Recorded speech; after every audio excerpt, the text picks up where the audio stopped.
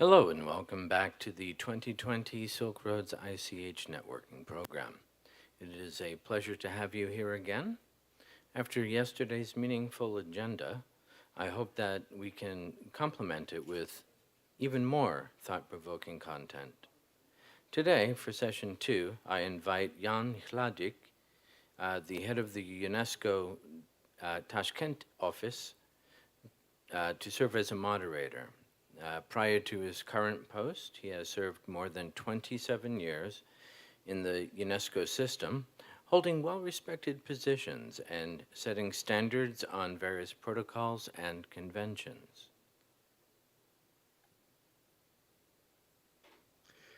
Thank you very much, sir, and good morning, ladies and gentlemen, to everybody.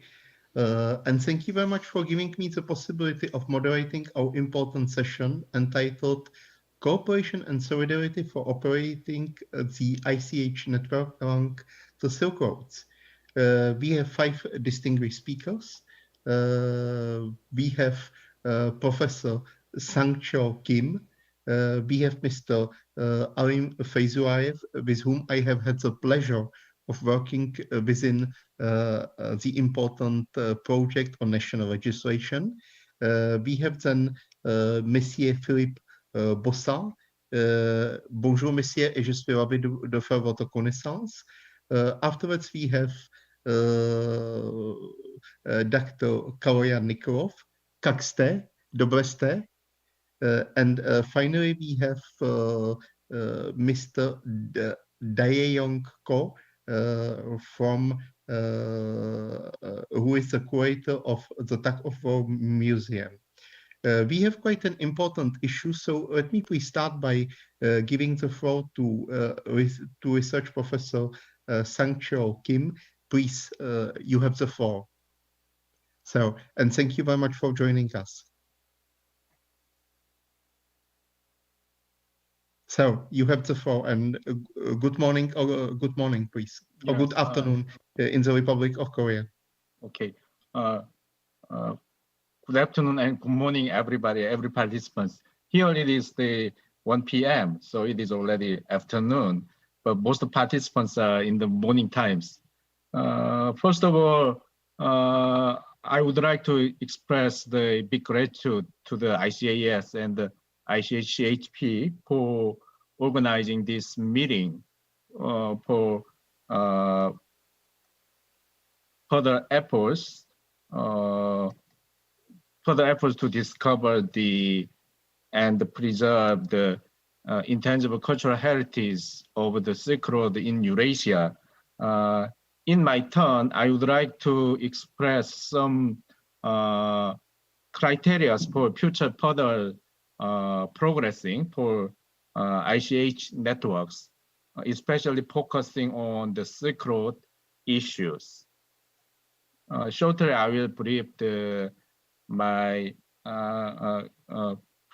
proceed my presentations. Yes, as you know, the UNESCO has very systematic ways to categorize the cultural heritage sorting system. With this cultural heritage networks by UNESCO, 10 official subcategories of the human communities, as you see from the festivals, documented heritage, and intangible cultural heritage, and so on. And this is the official 10 subcategories of the human communities by the UNESCO. With this, I will proceed my suggestion for the networking, because considering the previous existing 10 subcategories of the cultural heritages would be categorized by alternative standards for understanding of the human civilization patterns. This can be proceeded by community levels or civilizational units of like the sedentary traditions and nomadic traditions. Since the commencing of the UNESCO Cultural Heritage projects, these projects have been mainly focusing on until now, the focusing in sedentary communities or cultural heritage of the sedentary units, because the most history of the human communities had been described and recorded by the view and standard of the sedentary civilizations. Regrettably, there are just a few histories on world history or global communities by the view, by the terms of the nomadic civilizations. So I suggest that major historic description or documents by sedentary communities focusing on sedentary centric understanding and documentations for the cultural heritage or other kinds of heritage of the human communities. And the another problem is that it is not easy. It for the not active co-working between archaeologists and historians for the process of the exploring and excavation and historical explanation process. So that active co-working also created the existing cultural heritages could be just focusing on those of the sedentary units or sedentary communities or sedentary historic traditions. So I think that preserve previously cultural heritage projects or survey, as I commented, that mainly covered the ancient sedentary civilizations or communities. So in such cases,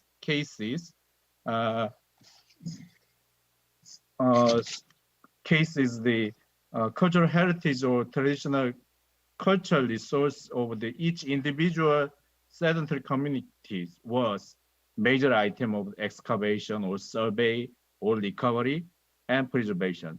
With this background of survey,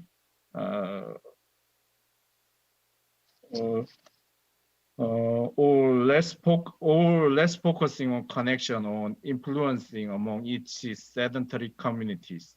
In the view of the civilizational intercourse, sedentary communities, of course, play as various role, but it was focusing on independent components of the human communities, while nomadic communities played as a role of the civilization or cultural bridges among each contemporary sedentary communities. It means that the nomadic civilization played as a kind of the internet in those days. So in that sense, we should just focus more focusing on the cultural heritage, especially intangible cultural heritages, and also many cultural heritage of the nomadic tradition units or communities should be needed to understand. As I commented that in the view of the civilization, sedentary communities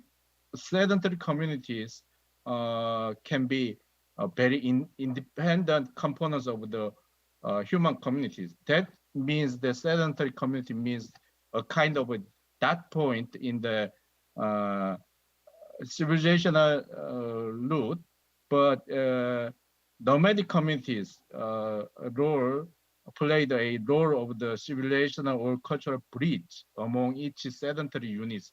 That means that if the cultural heritage is just focusing on those of sedentaries, then it cannot cover the gap between or among the individual sedentary cultural units. But with the combining the nomadic cultural heritages, the gap between each independent sedentary communities could be recovered. So in that sense, we should more focusing on the bridge role of the nomadic traditional cultures. So it is needed to focusing on the intangible cultural heritage of the nomadic traditions, it also should be needed to activate, to excavate, and to explore, to survey, and also to conduct a comparison survey among similar patterns. So in that sense, I suggest that for the more, as I suggest that tangible cultural heritages have been major focusing of the previous UNESCO projects.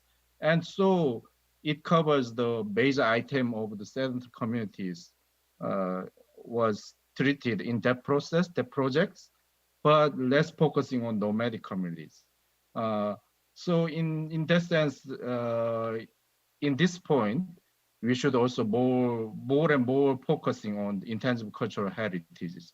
In that sense, it is needed to role as a project hub. So it is the main function of ICH CAP. So I suggest some cases for the cultural heritage networks. Yes, this is a very famous that for the focusing on the Silk Road cultural heritages, the most famous is the Caravanserai project. As you see, there are some links by the UNESCO also actively introduced this information, and the National Geographic also shows such patterns, but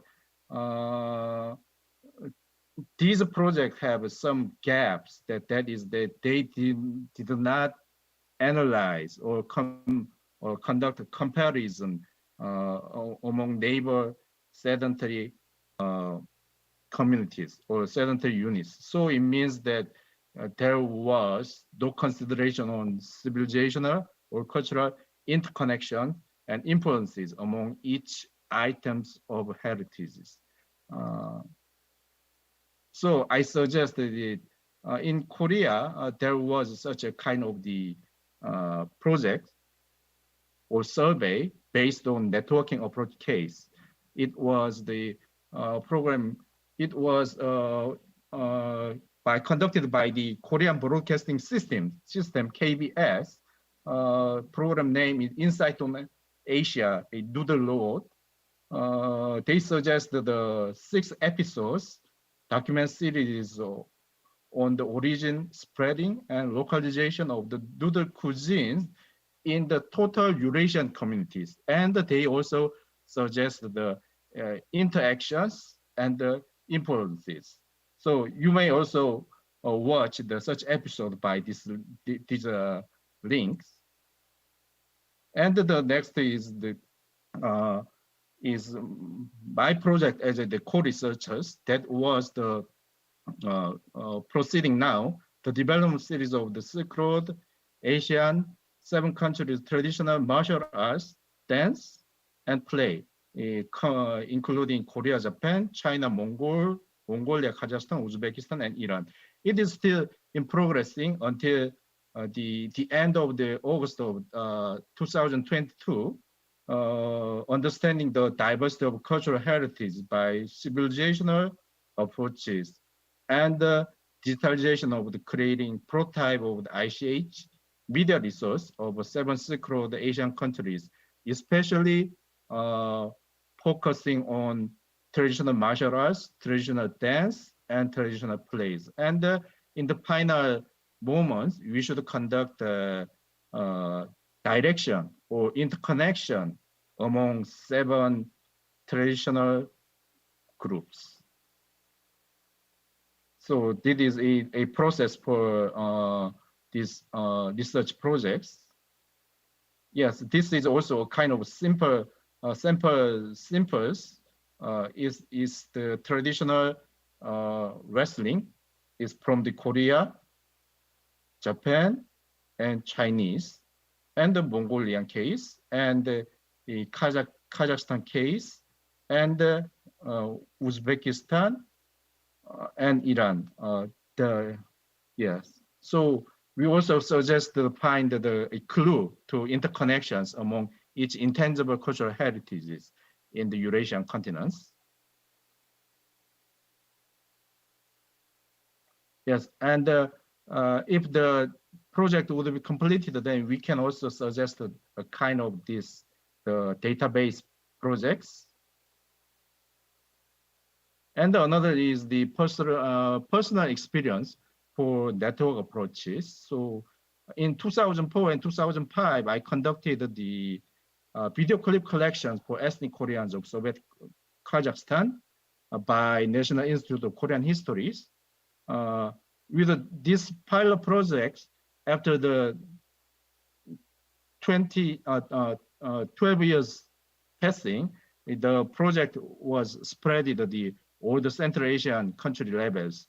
Video collection of Central Asian ethnic Koreans, Kazakhstan, Uzbekistan by National Archive of Korea. And they conducted public release. So it also be a kind of a personal experience for the effective methods for discovering intangible cultural heritages.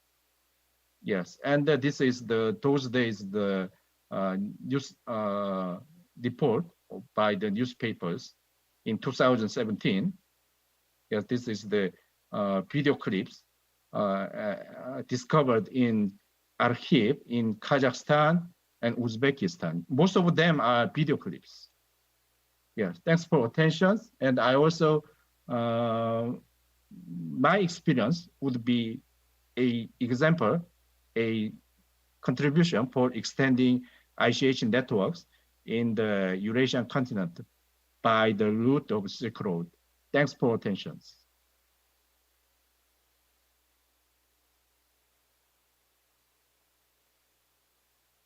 Thank you very much. Thank you very much, Professor Sang-Chul Kim, for your most interesting presentation. What I personally retain, but of course we will keep it for the discussion, is the importance of your research concerning ethnic Koreans in Uzbekistan and Kazakhstan.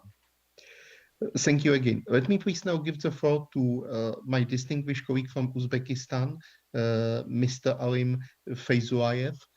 Sir, you have the floor, and thank you again for helping UNESCO with this important project on national registration. Thank you. My pleasure, Mr. Hladik. Good morning, good afternoon, dear colleagues. My pleasure to be next to you, although virtually. Let me start the presentation.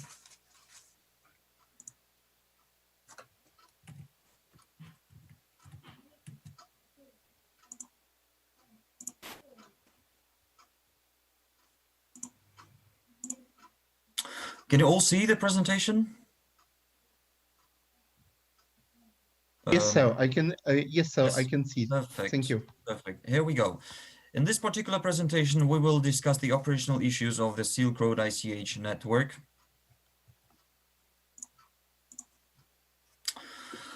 The intangible cultural heritage is indeed in the core of cultural diversity, creativity, and sustainable development. And it has to be admitted that we frequently deal with communities, social groups, or even individuals who ensure preservation and transmission of cultural heritage to future generations. With the UNESCO Convention for the Safeguarding of the Intangible Cultural Heritage adopted as a normative tool and essentially being a basis for ICH international cooperation, further attention was driven to questions of building of effectively functioning and sustainable ICH networks. Questions were raised on the way networks shall be arranged, coordinated, financed, and importantly, the essence and quality of the participating institutions to make the network viable and active. With the networking being a growing trend, a question has been raised on if institutionalization or networking shall be a preferred option. In the globalizing world, networking increasingly proves to be a more adequate and appropriate tool to build cooperation, implement projects and joint initiatives. Networking definitely represents a new stage of organizational form. When speaking about networking, a number of researchers tend to highlight the benefits of cooperative networks as opposed to collaborative. Cooperation presumes the freedom of individuals and institutions to join and participate, the members are normally less constrained with objectives, deadlines, deliverables, and space is left for experimentation, and knowledge sharing is highly encouraged.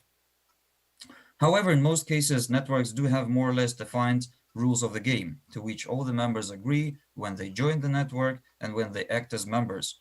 In this regard, the purpose of a network, its mission and objective set are of primary consideration. Those normally shape the structure of a network and the regulations for candidates and the members once they qualified for joining the network.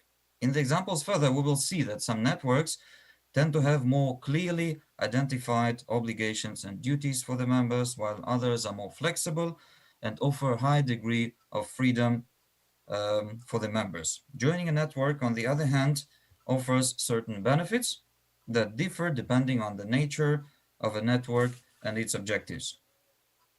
Researchers identify three types of networks: operational, personal, and strategic. While operational networks are normally employed to have the job done, personal networks, for instance, aim at personal and professional development.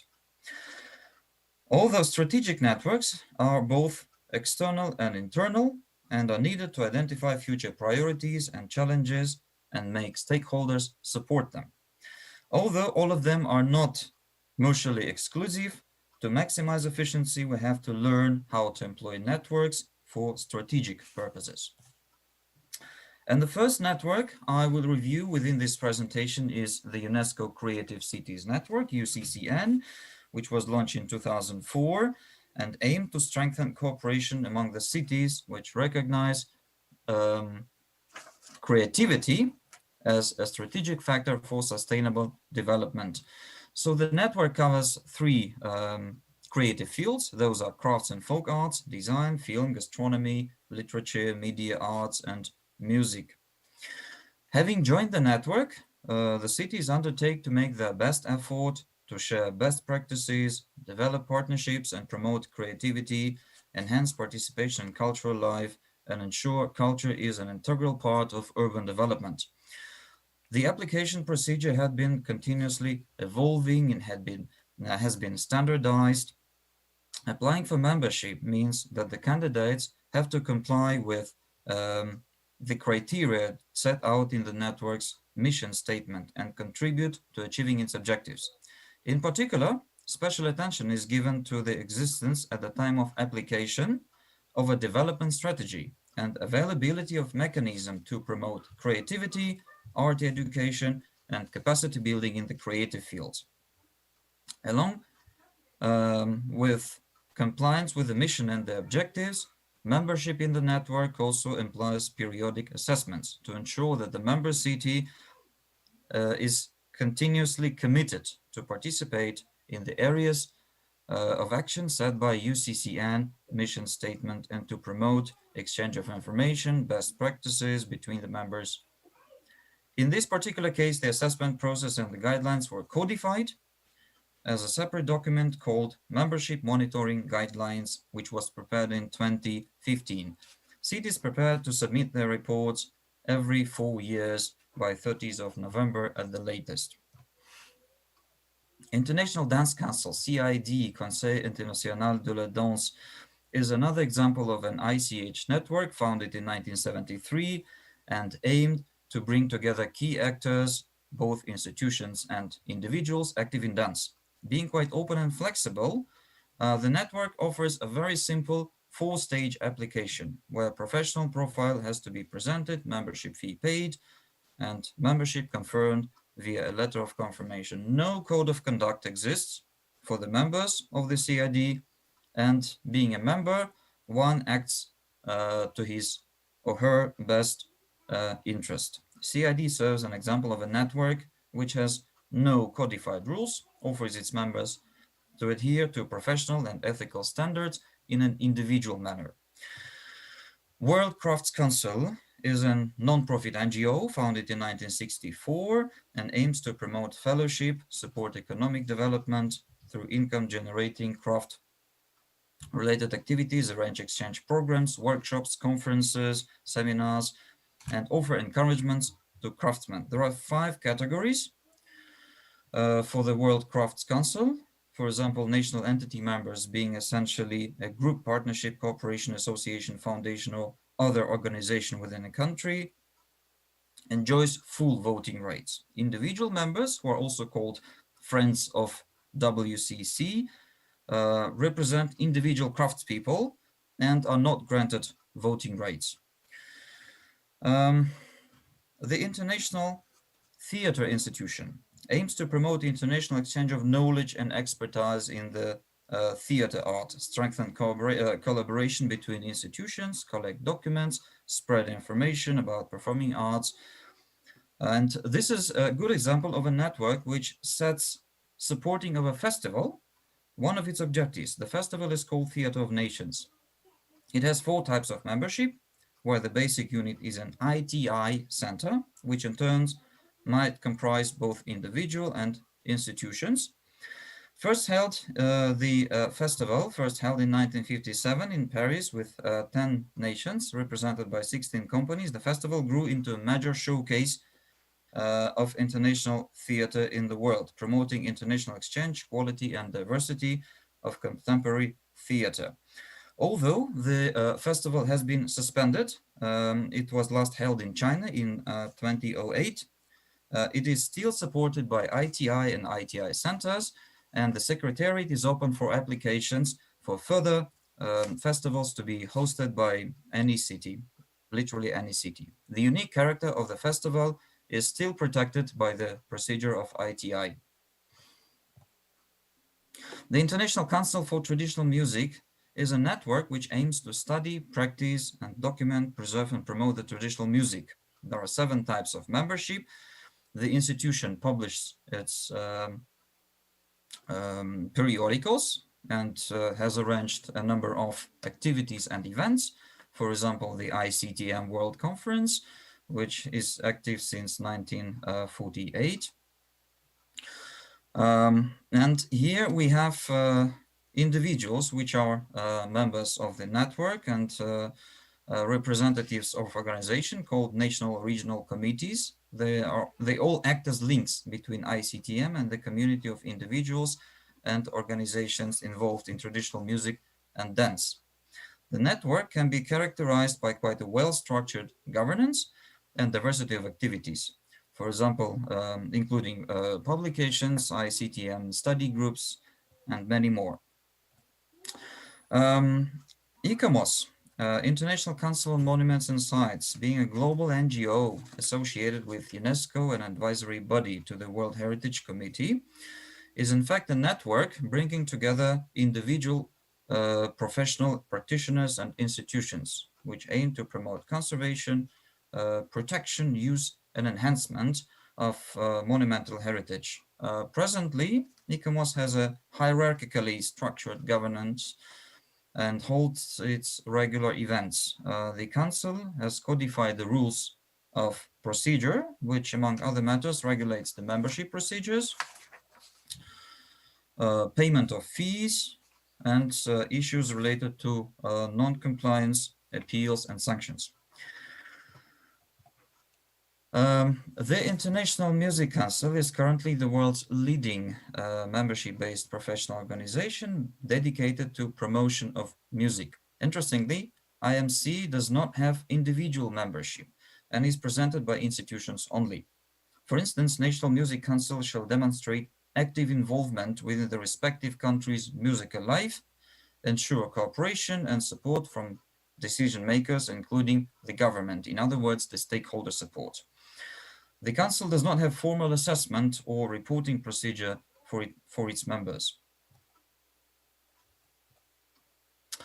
Having reviewed a number of international ICH-related networks, having various missions, structure, and rules of procedure, including membership policy, we could suggest certain recommendations for the organization of the Silk Road ICH network to make sure it functions successfully and in a sustainable manner. First, a combination of institutionalized and networking approaches could be practiced, where the Secretariat of the Silk Road ICH network would be based, for instance, in ICHCAP, and the set of partner institutions both individual and organizations could form the network itself. We could also identify the network activities, relevant fields, probably with reference to underrepresented ICH fields, which could be most reflecting the spirit, history, and values of the Silk Road in its entire diversity. We should, of course, formulate the missions and the objectives, which would make the essence of the ICH network. The Silk Road network shall be open to a range of member types, individual experts and practitioners, companies, both state-owned and privately owned, associations, NGOs, research institutions, and many more. But we have to also identify the required qualifications for each member types. Prospective members shall understand if they're eligible to apply or not, or what they should do to be considered eligible. Application is most probably shall be an online form and shall be easily accessible to reduce the paperwork and make it easy to understand and fill out. An application manual might be created to guide the applicants through the application process, and application review procedure shall be as simple and short as possible. It might even be built on the scoring principle, where the applicants will be gaining scores as they keep being eligible with the requirements. Periodic reporting shall be introduced to see how members act, how effective they are, and how active they are within the network. So this also might be a good tool to evaluate the extent of involvement. For example, if no report is received, or if a report is of low quality, then we can understand that a particular member is not really interested in participating or needs support, so that it is the member is encouraged to continue participating in the network. And of course, we should think about network maintenance. So those could be simple questionnaires that could be prepared and circulated to the members to collect suggestions for improvement, complaints, and other things in general terms, which would ensure well functioning communication channels between the members and between the members and the Secretariat. At this point, let me thank you for giving me the floor. My presentation is over, and hopefully you enjoyed it. Many thanks.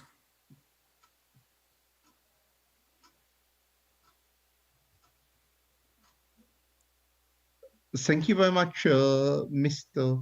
Feyzullah, for your most interesting presentation, and especially I returned.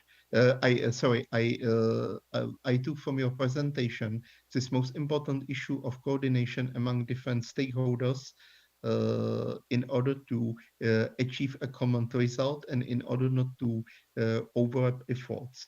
Let me now please give the floor to Dr. Kaloyan Nikolov, President of the European Association of Folklore Festivals. Sir, the floor is yours.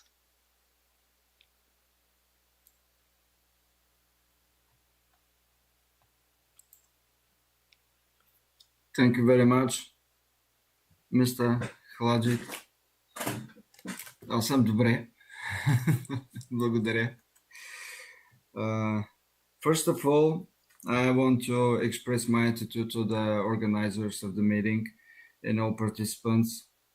I hope that the outcomes, the results of the meeting will help in the efforts of preserve of living culture heritage, of course. And I think that we can say that in the history of mankind, the most important element for the existing has been a contact and living connections among the people. The biggest and more important element is in this context is celebration of events, both related to the personal existence and existence of the community. The mass gathering unifies the energies of the community and expression of feeling, thoughts, and intentions. Festivals, carnivals, and ceremonies from 4,000 years ago are documented in a historiography of the mankind. It's safe to say that such public events have existed before the celebration of various dates, events, the region, the national cycles still exist today, and their power and importance depends the existence of modern information technology has not minimized. And I want to start my presentation. Just 1 second. Of course, we'll see now. Do we?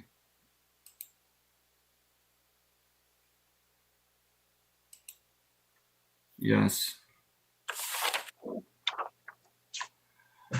The development of information technology is pushing humanity forward. From the ancient time, the exchange of information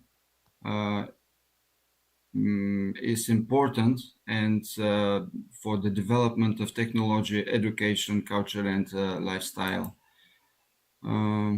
More than 3,000 years, the Silk Road, given the legacy of the Jute Road, plays a major role of exchanging between the Asia, Africa, and Europe. The trade routes are the most Asian organized form of exchange, not only of goods, but also of technology, religions, and culture. And as understanding of importance of culture and exchanging, and understanding and tolerance building the stable relation, but beside the preservation of cultural elements will give a new input of development. Representing the cultures is on an international level is in specific goal and task will focus present for the efforts of generation and building new connections and relations. I want to start with the typological systematic of folklore festivals. And now in modern festivals and nowadays is illustrate attitude of modern society about the way events of the different scale and significance short of celebrations. Contemporary folklore festivals are part of the celebrations, and they are specifically in a combination of traditional elements and modern components. Proceeding from the thesis that the meaning of traditional is fully expressed at the moment of their practices, placed in the condition of presentation, the elements of the living cultural heritage through the preparation of fast for the stage performance. This process is leads to transmitting, which has a significant impact of the process of this preservation. And now we can start with the different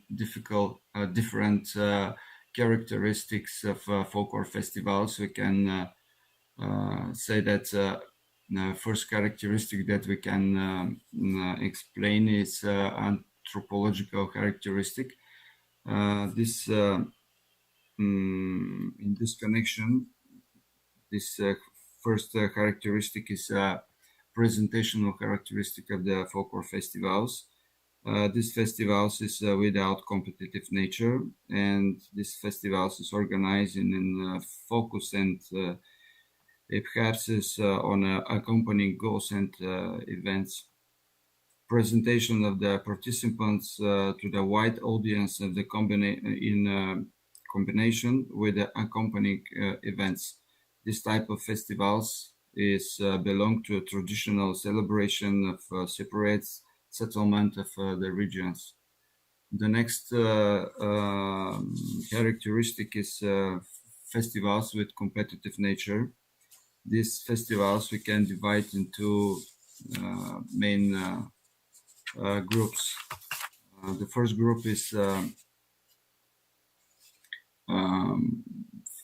slightly affects competitive elements, and these festivals usually have unclear structure and competitive nature, and participants, the groups of participants receive diplomas for participation, accompanied with the degrees of quality of performance.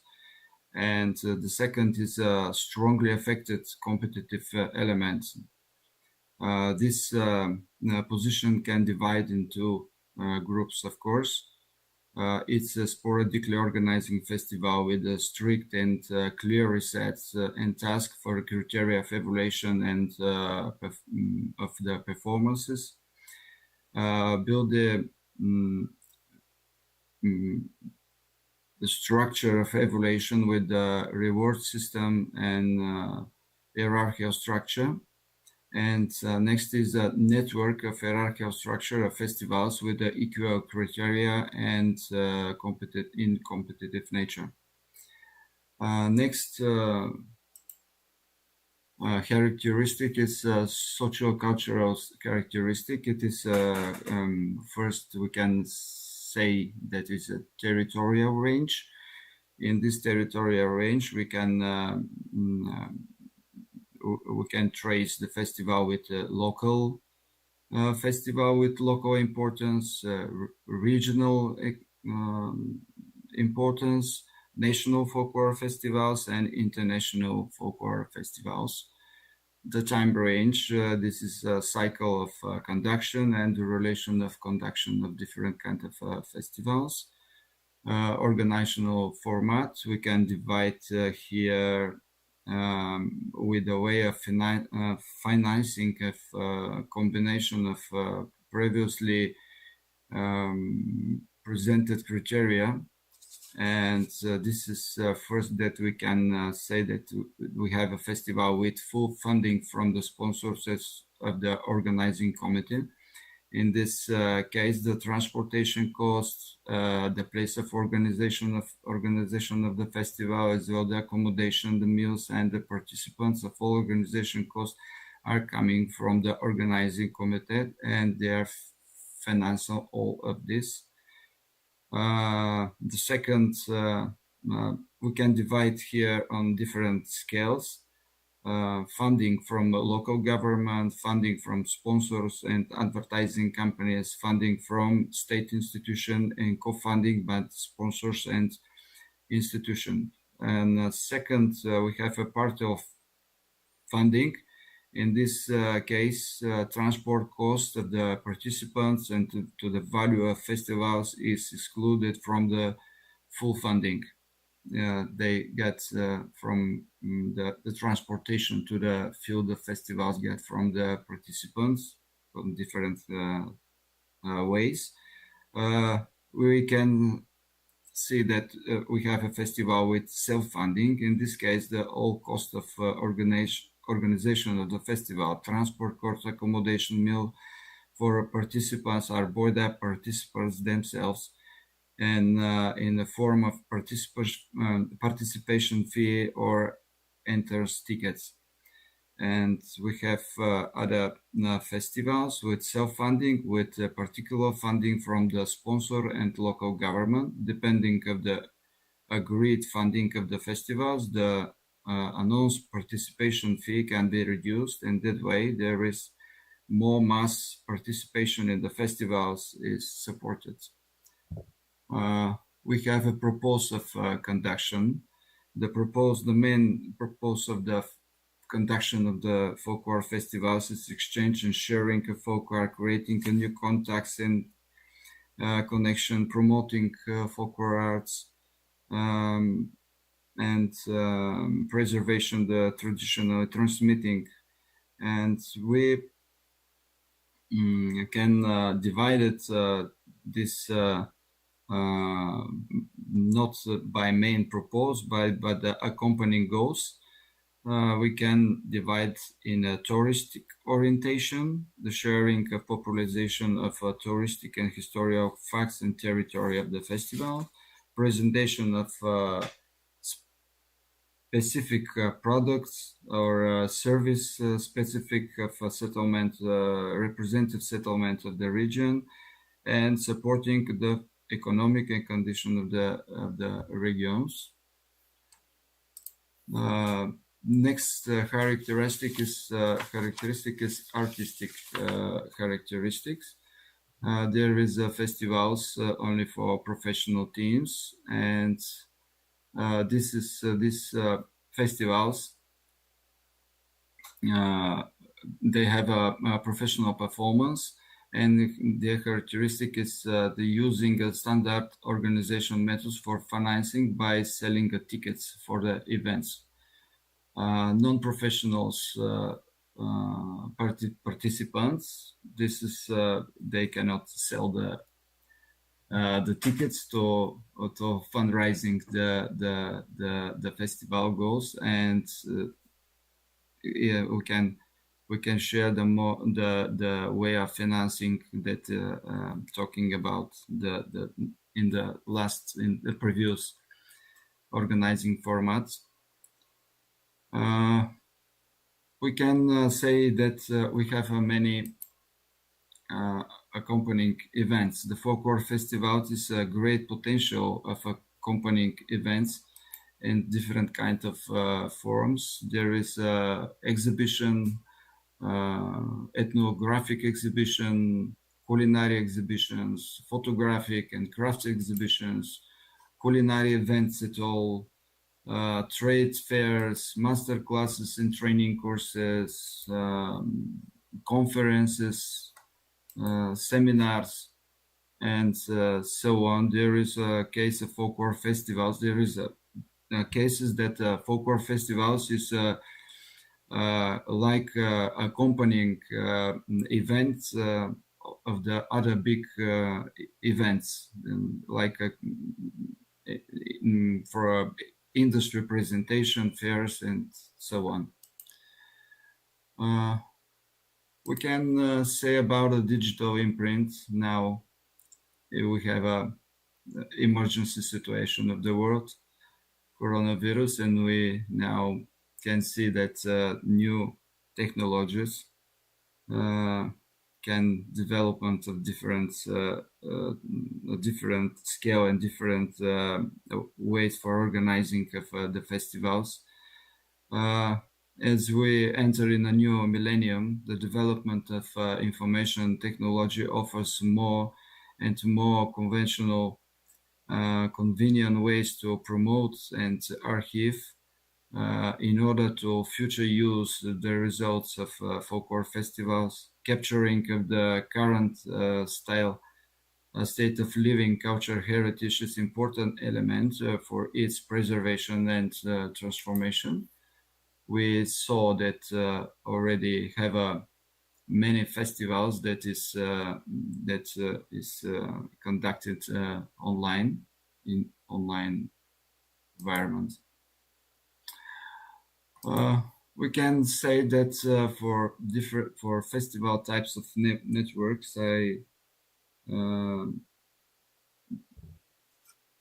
was very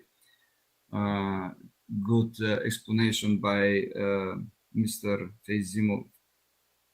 Feyzulamov Alim, and I want to share the different networks of that is means about the festivals, folklore festivals and other festivals. It's divided by the different scale and different goals that we have, that we saw in the different festivals, and we have different criteria with anthropological characteristics, and also we have many not many but more than 20 different networks of folklore festivals, and the most important of these networks is that they are divided by the different characteristic and social culture characteristic. We have a territorial scale, national network and international networks, different organizing format. Do we have a passive work of network? This is internet platforms that can be shared only with information for where existing festivals, and organizing a format. We have a network with active work that is have a membership in different festivals, you get a membership. And of course, we have a target networks with tourists and different type of proposals. And combination of the characteristics. Other this we have professional for networks for professional and for non-professionals organizers of the festivals. I want to share some information about the network that I'm leading. This is European Association of Folklore Festivals. This association is built in 2007 with around with 14 festivals. In 2012, it's already to 120 festivals with more than 36,000 of participants in the festivals. And for the 2019, it's almost 460 festivals and membership in an association with 144,000 participants.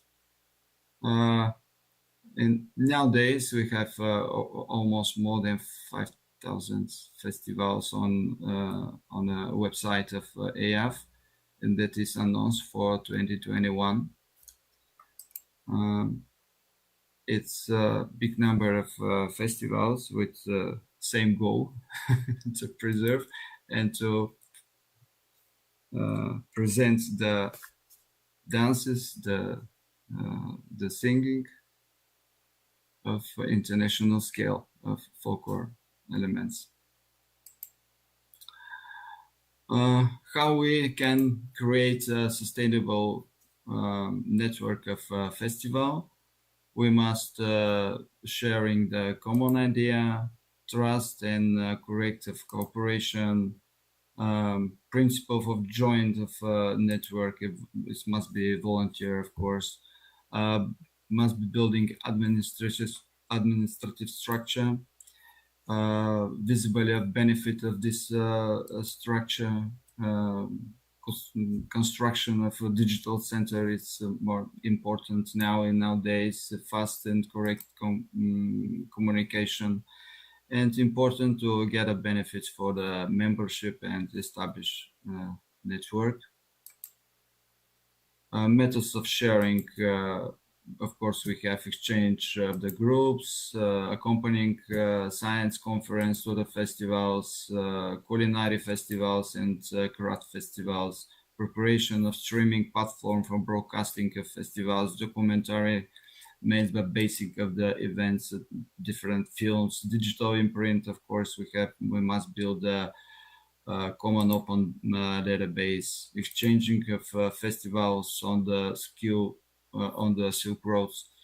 We have many festivals here. There is in Uzbekistan, in Bakshi, there is from Mongolia to Serbia, Bakshi art festivals. It's art of epics. Tajikistan festivals, Azerbaijan.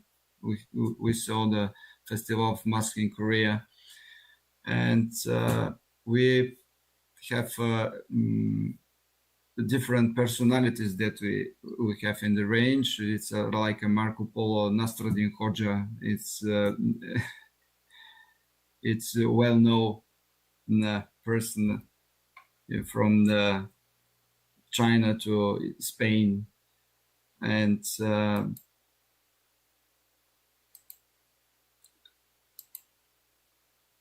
we can say that any festival can be in an area of the Silk Roads, could become a part of the network.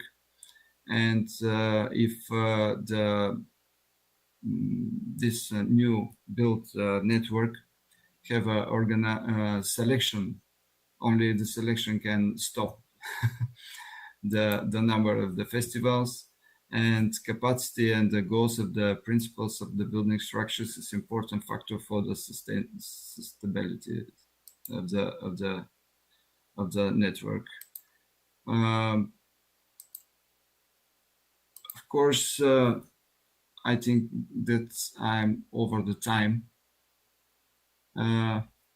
Just a few sentences we can say that how to using local festivals.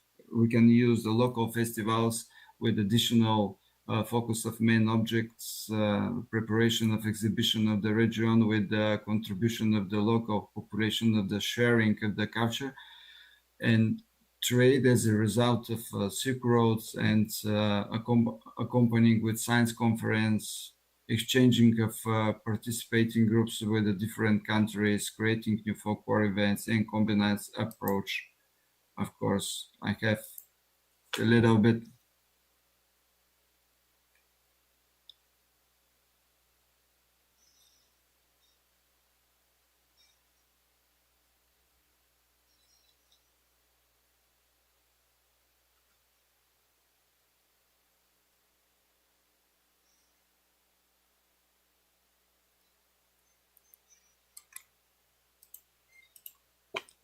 And thank you for your attention. I saw that I'm over the time. Thank you.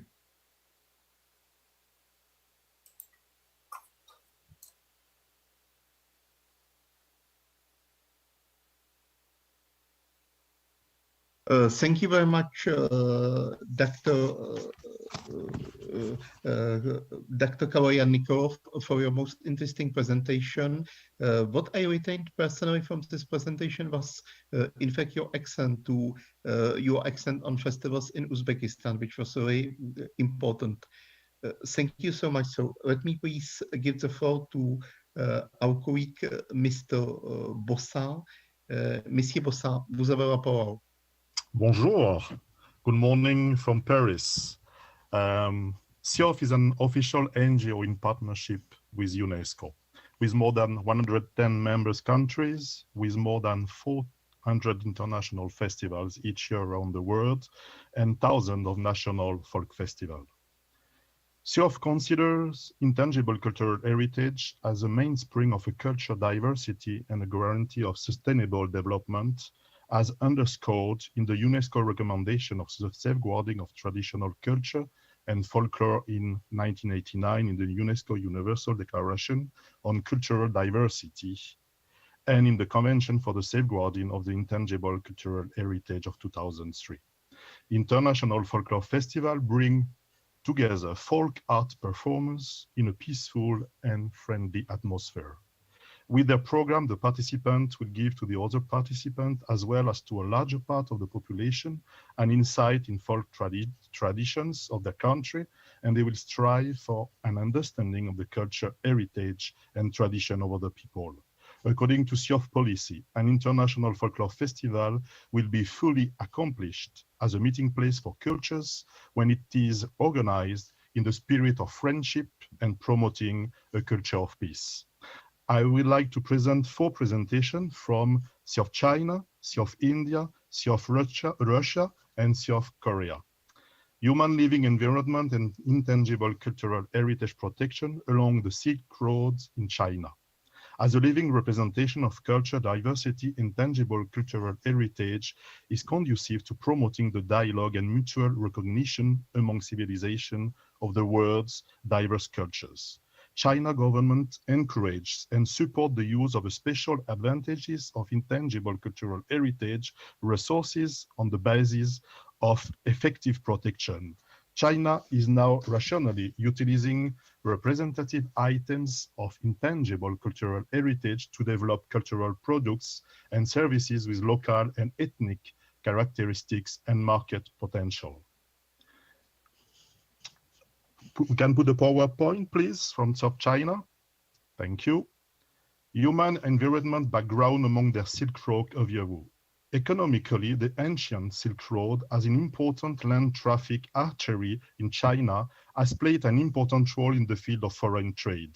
Although the Silk Road economic belt, which lead the Asia-Pacific Economic Circle in the east and the developed European Economic Circle in the west, is regarded as the longest and most promising economic corridor in the world.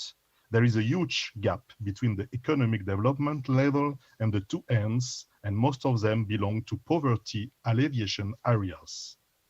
Folk art festival development among the Silk Road. Slide, please. Intangible cultural heritage resources. The Silk Road economic belt includes 5 provinces in the northwest, Shanxi, Gansu, Qinghai, Ningxia, and Xinjiang, and 4 provinces in the southwest, Chongqing, Sichuan, Yunnan, and Guangxi. These areas are rich in intangible cultural heritage resources. Slide, please. Folk Art Festival. Next one. Due to historical reasons, the Silk Road economic belt has concentrated most of China's ethnic minorities, and the Folk Art Festival carries a strong local and ethnic color. You can go slide by slide during my presentation. Thank you. Due to different ethnic distribution, language, lifestyle, custom, regional environment. Next, please. History and culture, religious beliefs. The festival of different ethnic groups are quite different, which directly affects the content and style of the festivals. Song and dance is one of the highlights of Folk Art Festival. Next one. The Folk Art Festival is a natural exhibition field of ethnic costumes and crafts. The national costume is full of sacredness, connotation, and aesthetics. Next one. The Belt and Road Initiative provides new opportunities for the development of intangible cultural heritage protection. The policy tendency of state institutional reform toward the development of intangible cultural heritage. Ministry of Culture and Tourism was established in April 2018. The new administrative organization not only realizes the comprehensive integration of culture and tourism, but also further promotes integration of culture program, culture, industries, and tourism. Intangible cultural heritage is an excellent culture inherited from generation to generation, a source of culture development and a manifestation of cultural diversity. The new management mechanism realized the integration of intangible cultural heritage and tourism. Next one. The implementation of rural revitalization has created opportunities for the integration of intangible cultural heritage into modern life. Under the guidelines of national policies, the protection and promotion of intangible cultural heritage skills and folk costumes have been better promoted in rural areas along the Silk Road economic belt. Cultural poverty alleviation has given the intangible cultural heritage a new mission: to strengthen the revitalization of traditional crafts in poor areas and the training of the inheritors in poor areas, support excellent inheritors and craftsmen of traditional crafts projects to carry out workshops in poor areas and build a platform for the design, display, and sale of traditional craft products in poor areas. Next one. Development of intangible cultural heritage and art festival. Nowadays, large-scale traditional festivals are organized to explore national traditional culture, mainly in the form of traditional festivals, which has become an upsurge in the Silk Road economic belt, especially in the minority areas. In this upsurge will continue, such as the Dai Nationalities Water Sprinkling Festival, the Panwang Festival of the Yao Nationality, the Torch Festival of the Yi Nationality, and the Long Street Feast of the Hani people. Next one. Intangible cultural heritage is a platform of friendly exchanges between the people. the launch of One Belt and One Road strategy actually provides a very important strategic opportunity for the protection and development of intangible cultural heritage. At the beginning of a new civilization cycle to open a new window of civilization with people of the world. Promote mutual learning among different intangible cultural heritage civilizations. China's government put a high value on the protection and inheritance of intangible cultural heritage and gradually strengthens cooperation with other countries. By 2020, next one, China owns 40 natural and cultural properties inscribed in UNESCO World Heritage List. The intangible cultural heritage, next one, is becoming a platform for cultural exchanging between China and the world. Can you pass the slides, please? All the slides from China now. The last ones before coming to Sea of India. Next one. Just to show you some different region in China with those kind of festivals. Next one. Next one.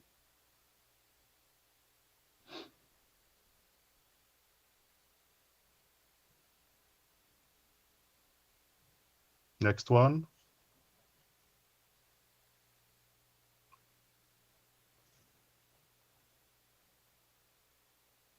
It's different parade demonstration. The last one, I think, please.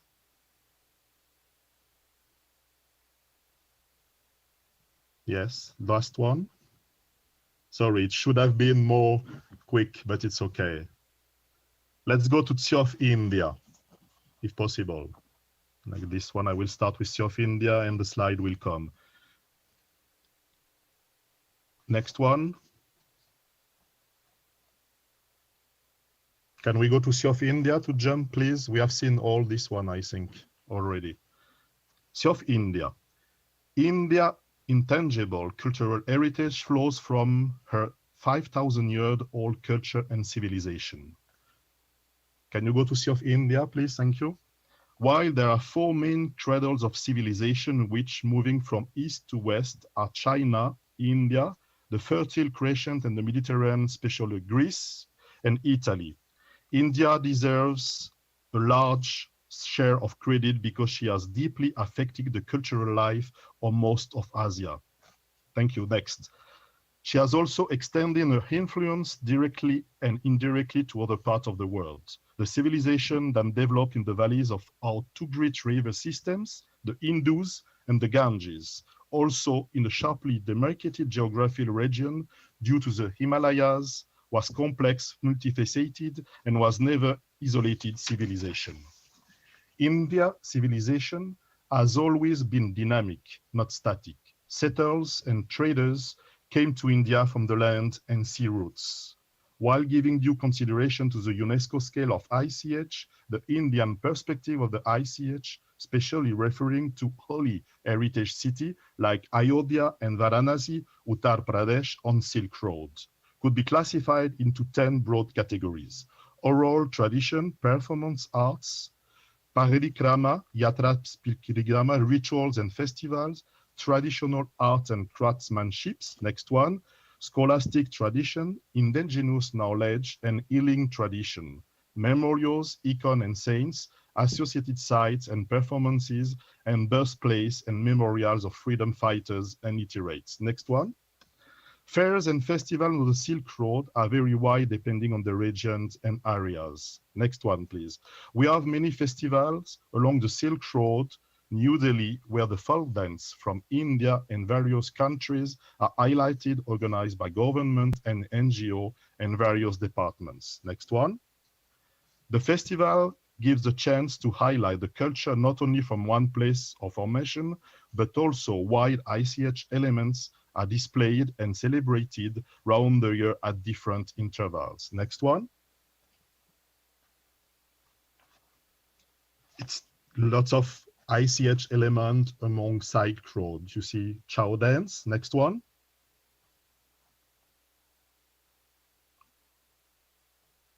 Just to have a quick look at that. Next one. Thank you.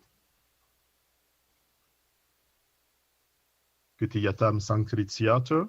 In many festivals, we have next one. In many festivals, we have seen where the countries located on Silk Road come and participate and give performance, bridging the gap of culture and spreading the culture. SIOF India is also associated with a number of projects where the ICH elements are focused. Next one. Yoga, for example. Next one.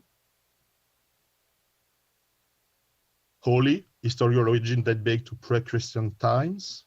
Festival are part of ICH celebration. Next one. Ayodhya and Varanasi from Uttar Pradesh. Next one. That you can see in India, the ICH element among Silk Roads. Next one.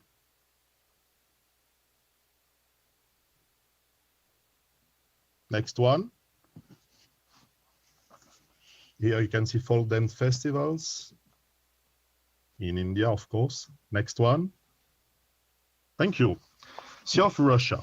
I don't have PDF and PowerPoint. I will read quickly what about SIOF Russia. Silk Road as a means of development and strengthening of cultural relations. The UNESCO program, the Silk Road, Road of Dialogue, adopted in 1987 and aimed at a deep and comprehensive studies of the history of civilizations at the establishment of close cultural and economic contacts. In 2017, several significant events dedicated to this historical theme took place on the territory of the Russian Federation. The main issue of the 7th International Culture and Tourism Forum, Historical and Cultural Heritage as a resource for socio-cultural development, which was held in Khakassia from June 29 to July 3rd, was the Great Silk Road and the all-Russian creative event, Belkomur, a new Silk Road to the active, held in the Arkhangelsk region from September 18 to 23, is dedicated to the construction of the railway line of the Russian Federation connecting the regions of Siberia and the Ural in the future, the railway lines of China and the Northwestern Federal District of the Russian Federation.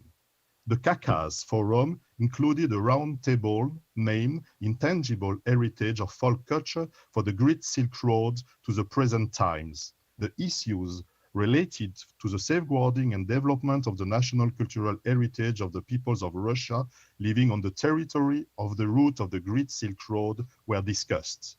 National holidays as objects of the national culture heritage, strengthening interregional relations and cooperation in the field of safeguarding and development of Russian folk culture in the Siberian Federal District, preservation and promotion of the cultural heritage of the indigenous peoples of Kuzbaz, the axiological basis of the musical heritage of the Sayano-Altai peoples, state support for the development of folk arts and crafts in Tuva, the function of folk costume in modern culture on the example of the Khakaz costume. As a result, the participants noted the relevance of the main topic, the need for further discussion in order to develop ideas and to take measures to solve obvious problems, as well as state support for the ICH of the peoples of the Russian Federation. The outcome of the roundtable was the adoption of a resolution which made proposal to federal, regional, and municipal authorities to improve the legal framework necessary for safeguarding of the intangible heritage of folk between East and West, and the improvement of relation between the numerous people of Eurasia, reflecting the universal world interest in the issue of this ancient historical route. The logical result of the plot was the inclusion of the transnational world culture heritage Great Silk Road in the UNESCO World Heritage List in 2014, however, without the participation of the Russian Federation. And while modern politicians are paving the routes of the new Silk Road, still not completely identified on the global map, scientists continue to explore the ancestral heritage associated with the ancient historical cultural phenomenon in which the presence of the Russian Federation is large and undeniable, as 28 regions today are in the territory of these roads. Today, nomination dossiers for including the northern section of the famous Caravan Road that runs through the region of the modern Russian Federation, Volga and Caucasus corridors, is a transnational UNESCO World Heritage List are actively prepared, which is certainly important, in particular for increasing the importance of cultural and historical landmarks and preserving both tangible and intangible heritage for future generations. A serious reconsideration of the historical significance of the Great Silk Road also played an important role in the development of economic, political, and cultural spheres, including setting fundamentally new goals and direction for the tourism infrastructures. The construction of the Belcomur Railway united 50 ethnic groups. The project dedicated to this event, which took place in the Arkhangelsk region, is based on the possibility of forming a cultural belt of the newly created transport corridor from east to west. Creative delegation and representatives from 10 regions of the Russian Federation took part to this event. The Republic of Komi, the Republic of Karelia, the Perm territory, the Nenets Autonomous District, the Arkhangelsk, Vologda, Leningrad, Lipetsk, and Murmansk region, and the city of Moscow. The program was divided into two sections: the All-Russian Interethnic Forum Belcomur, Dialogue of Cultures, formed the business part, and the creative of one introduced the Festival of National Cultures, Belcomur, Northern Tale. During the forum, 15 master's classes were held on birch bark weaving, painting, pottery, ornamental quilting, lace making, and other types of decorative and applied art. The Festival of National Cultures, Belcomur, Northern Fairy Tale, presented performance of bright, original, national creative themes.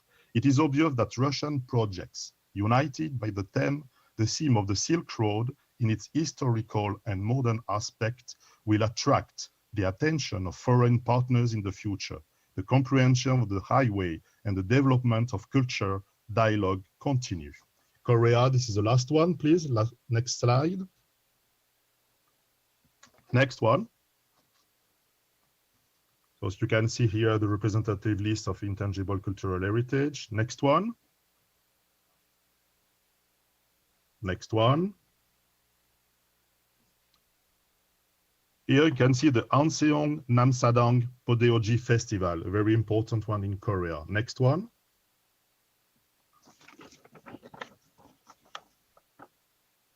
Next one. Next one. Main purpose of the Anseong Namsadang Bodeoji Festival has begun to share the spirit of Namsadang Bodeoji Pungmul troops since 2001 in cooperation with South Korea. Next one. And the festival committee hosted South World Folkloriada 2012. Next one. Next one. With 45 countries to promote and share the culture of towns. It was a very successful event all through the year in Korea. More than 620,000 visitors enjoyed the event in Anseong City of Korea. Next one. Festival is that to promote Anseong Namsadang Pungmul Troupe, folk dance and music stage performance, street parade, fairs and exhibition for traditional folk arts, sales of traditional and folk handicraft or souvenir, cultural exchange among participating groups. Thank you. It was quite, I think I'm okay with the time. Thank you. I wanted to share really with 4 different countries on Silk Roads, with China, India, Russia, and Korea. And I would like to thank the national sections of SIOF of those countries who have participated, and I think they are with us today. Thank you very much for your kind invitation, and the pleasure to the next participant. Thank you so much. Thank you very much, Mr. Bossard, for this most interesting presentation. Merci beaucoup, c'était vraiment très intéressant, en particulier concernant les différents festivals. Merci beaucoup. Merci, merci à vous. Let me now please give the floor to our last speaker in our session, to Mr. I'm apologizing, to Mr. Dae-Young Ko. So you have the floor. Thank you very much. Hello. My name is Ko Dae-Young. I'm an arts and science researcher. I work at the Kijishi 줄다리기 or tug of war museum.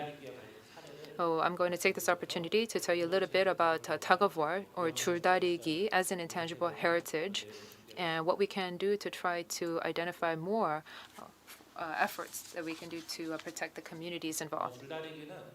So, tug of war is something that is, excuse me. 줄다리기 is something that is currently practiced.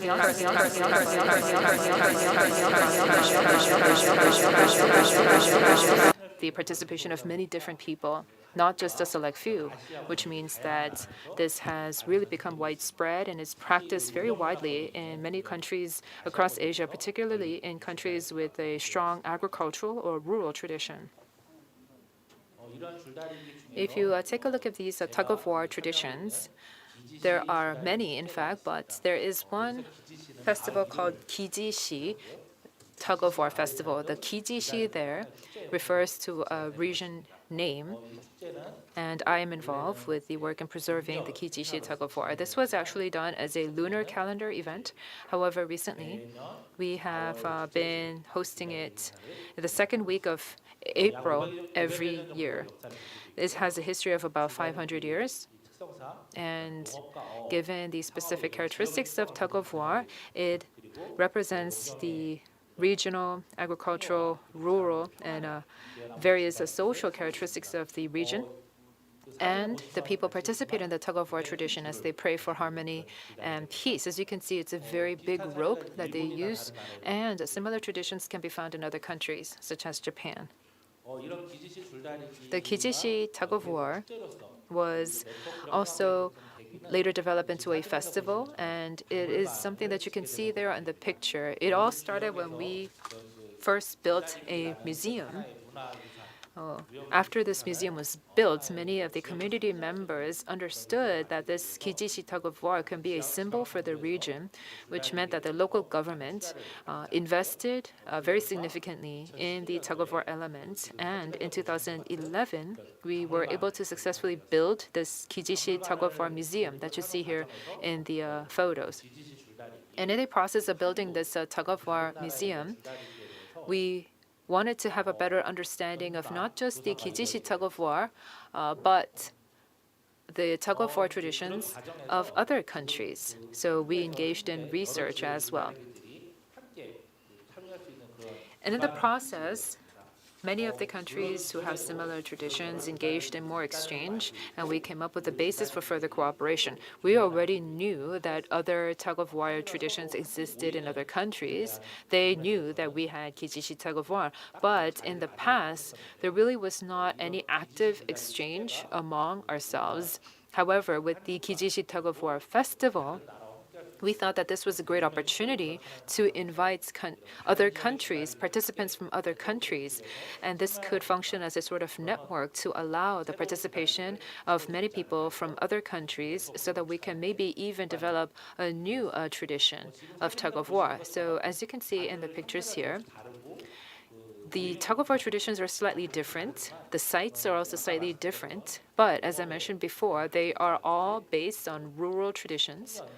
And they are all praying for a good harvest, for prosperity and harmony among the community members. So in that regard, there were some similarities as well.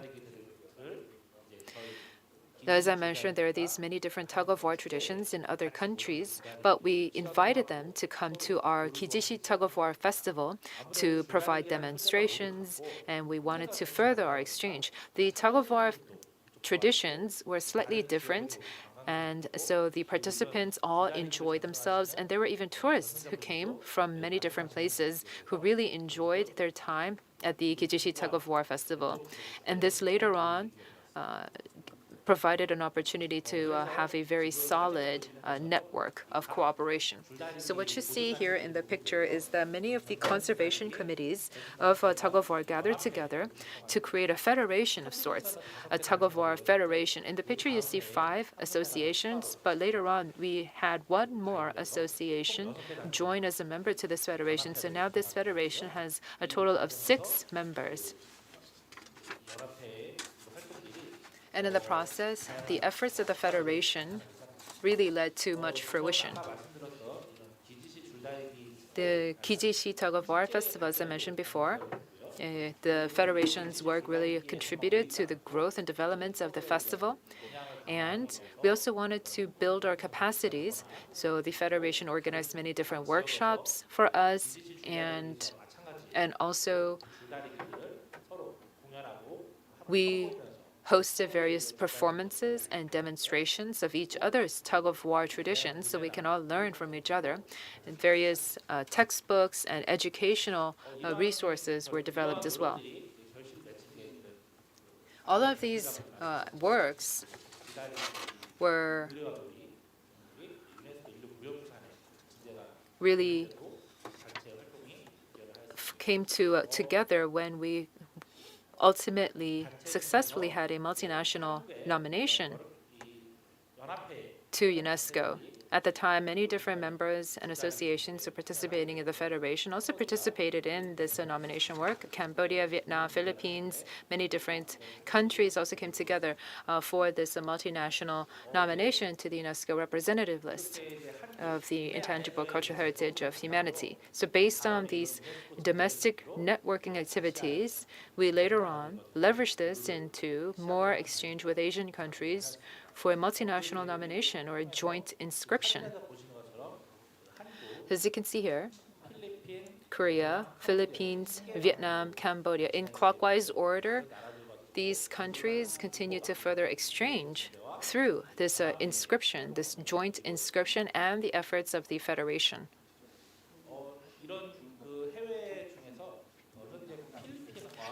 Currently, Philippines and Vietnam, we are exchanging very actively with them. In the case of Vietnam, for example, we have continued to visit each other and engage in many different projects with each other. So with Vietnam, we have a very strong network. And also with the Philippines, as you can see on the bottom, they have a very particular tradition where they go into the water to do tug-of-war. So that was another learning experience for us to better learn the Filipino community.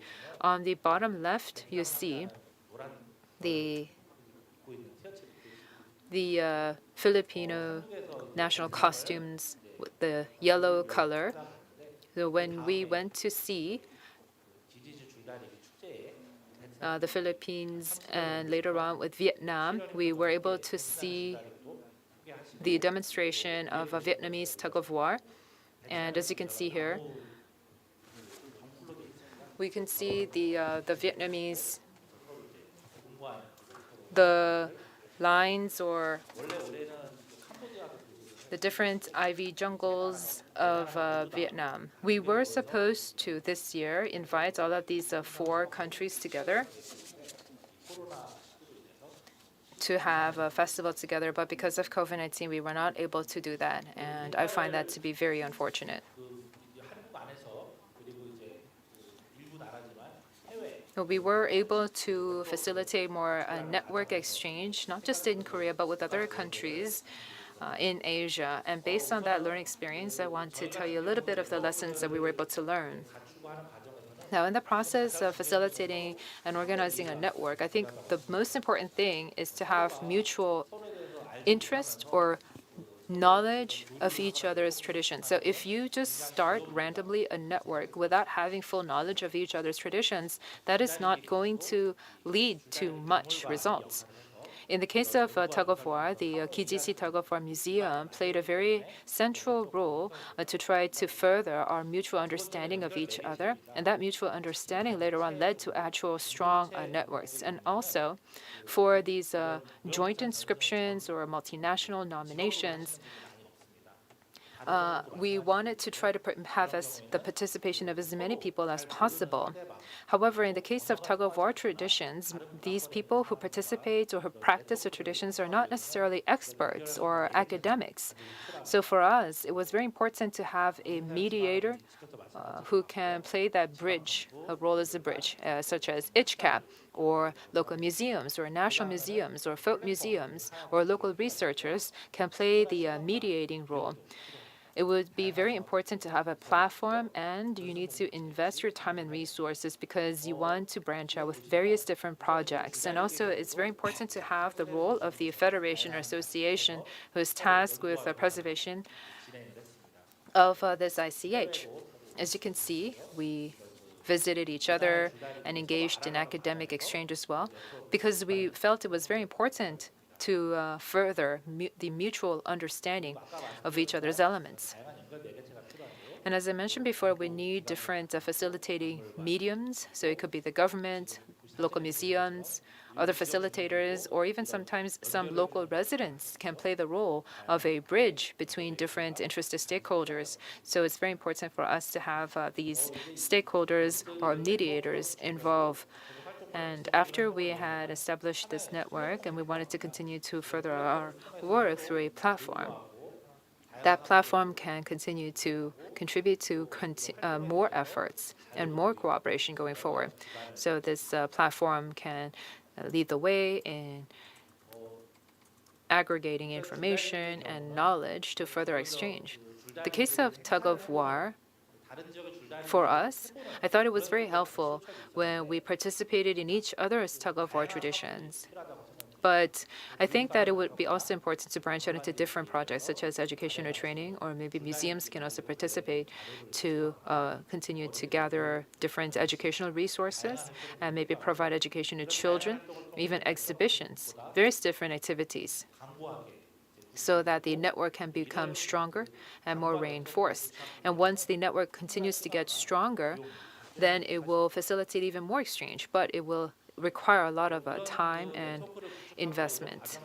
In the process of establishing this network, one of the things that we continue to ask ourselves is that in the process of fostering this network, the people who really have to be at the central role of the network, that is to say, the transmitters of the ICH, or the communities, or the bearers and the holders, in many cases, these people are excluded from all that process. With the Kijishi tug-of-war, we did have that problem as well, and we're trying to learn from that.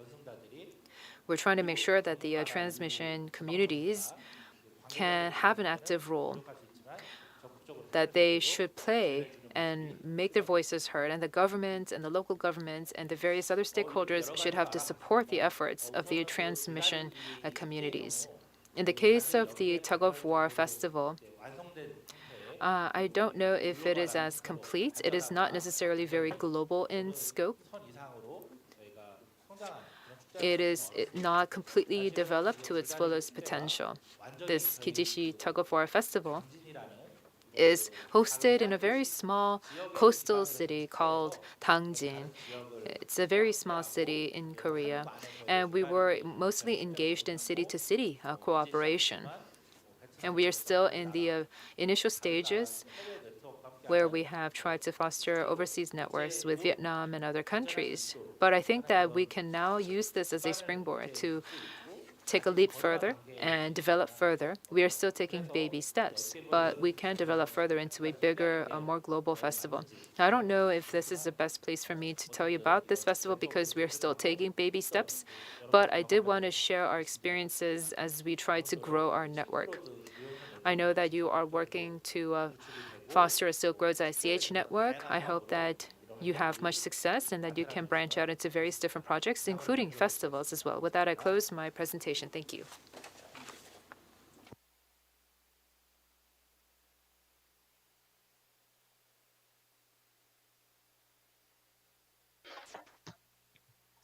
Thank you very much, sir, for your most interesting presentation. Let me now please open the discussion session with panelists. And I would like to ask you three important questions. how can we reinforce the role of the intangible cultural heritage? I will wait.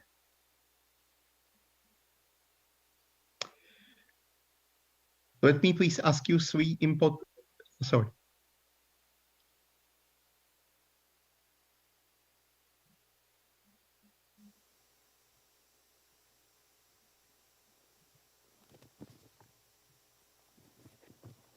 Thank you very much. So I would like to ask three important questions. First of all, how can we reinforce the role of the intangible cultural heritage in the framework of Silk Roads? What are the lessons which we have learned so far? And what is the most important element of the intangible cultural heritage in the framework of Silk Roads? So please, gentlemen, you have the floor.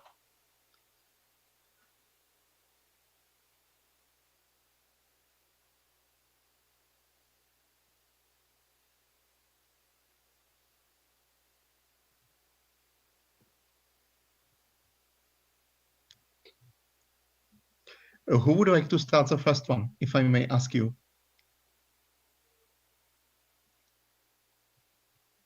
Can you repeat your questions, because it was very Of quick. course, and I couldn't write thank you. down. Thank you. Merci beaucoup, Monsieur Besson. Je vais répéter tout de suite. I have three questions. First of all, how we can reinforce the role of the intangible cultural heritage in the framework of Silk Roads. My second question is, what are the lessons which we have learned so far? And what is the most important element of the intangible cultural heritage in the framework of Silk Roads?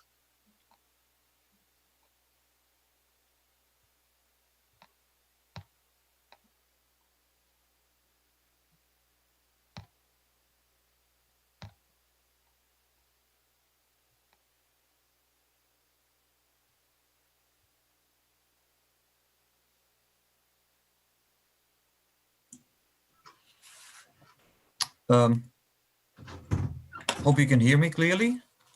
Yes. Yes, I can. Thank you so much. Good. Those are pretty questions which are to the point. And I would like to say that reinforcing the role of ICH network, Silk Road ICH network, the best option is to increase awareness raising, to raise awareness, because once more people know about it, once we have more support, once we have more engagement of both communities, NGOs, practitioners of various types, I mean individual practitioners, and we have the support of the stakeholders, which are both local authorities and the national authorities of respective countries, then when we have this joint effort, then we have the result. On the lessons learned, it might take a while to summarize all the lessons all of us, all the participants might have learned, because the cases are pretty much individual, and but as I can see, one of the most important lessons learned was the practices and the approaches which were in use in different countries and different regions, and focused on different areas, creative areas, ICH areas,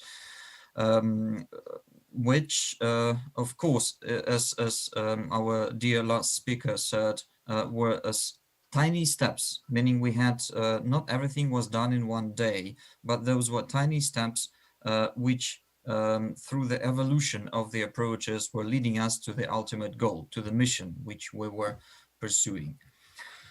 And this is what I can answer to your question. Many thanks.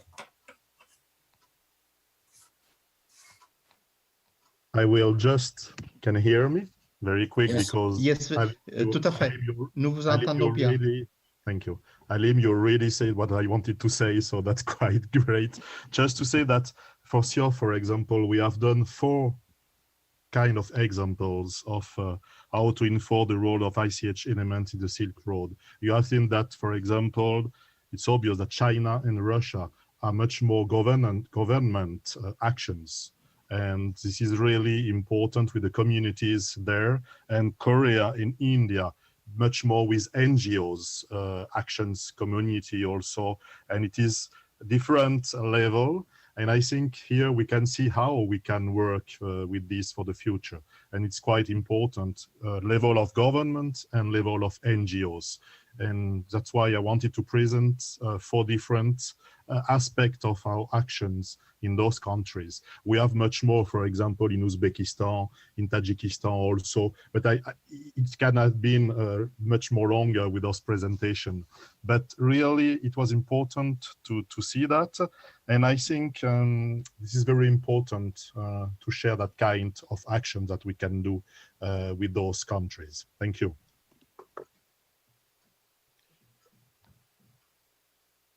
Je vous remercie beaucoup. Thank you very much, Mr. Bosson. How about other colleagues from the panel? For example, Dr. Kaloyan Nikolov. Would you like to have some comments or insights? Thank you very much. Do we have a connection? Yes, we have. Of course, ICH is a very important element of nowadays, and connecting with the exchanging of knowledge of a specific goal will be increased, of course, on the next level, I think, because the ICHs connect people and nature and culture, and different nations by the belt of Silk Road have not equal, but there is a history of exchanging of knowledge, and we must keep it alive because this is very important for the humanity at all. The lessons, the learning from the history is very important for the future generation, and we must keep it. I think the new establish of that kind of organization that will be searching or care about these elements will be good in the future. I understand that there is many efforts of the different governments to create such a cultural exchange, and it's very, very nice thing. Thank you. Thank you very much, sir. Professor Sang-Chul Kim, do you please have any comments or any reaction?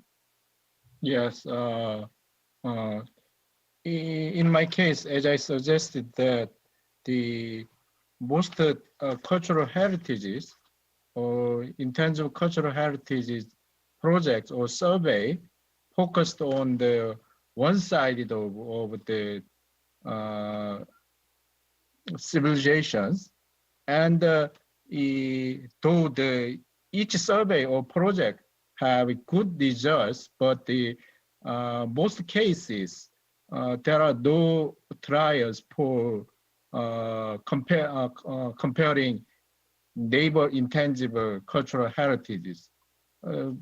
So that I guess that by the network, if possible, I think that academic comparison process for the intangible cultural heritages by the macro network levels, which can give us another level of the useful information for inter-civilizational intercourse or exchanges, I think.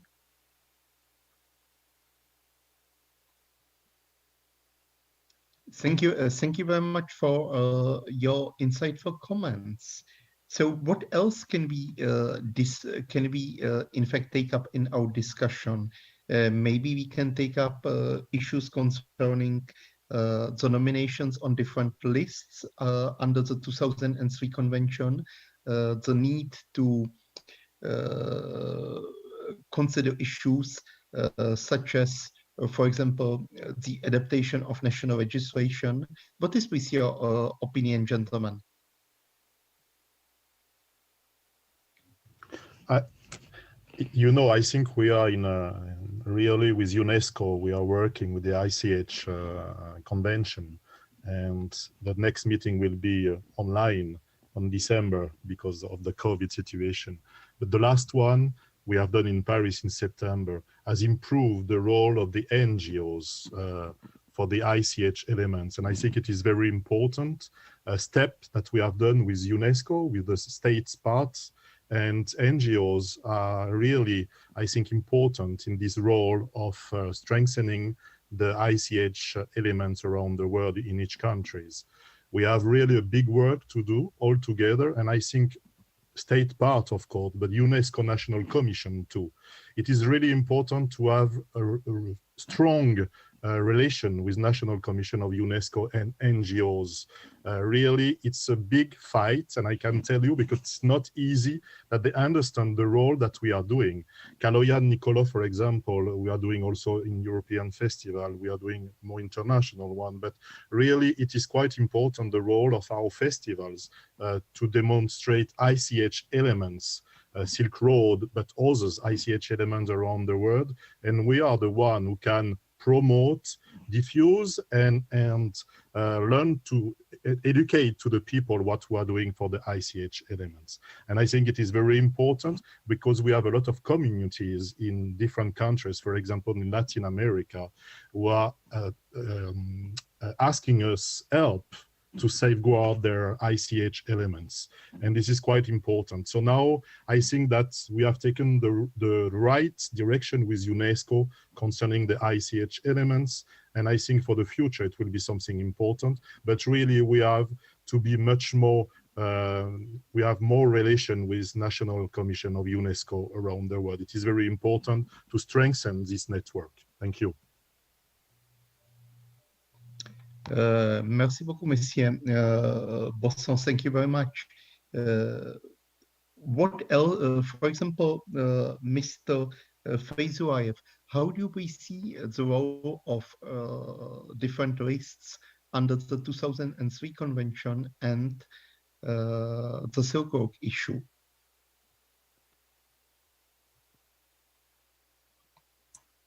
Mr. Hladik, would you please repeat the question because the connection was... Yes, of course. Thank you very much. Can I please ask you, how do you professionally see the issue of different lists under the 2003 convention and the Silk Road issue? For example, how we can enrich the cooperation and interaction between those lists and the Silk Road issue, if I may ask you?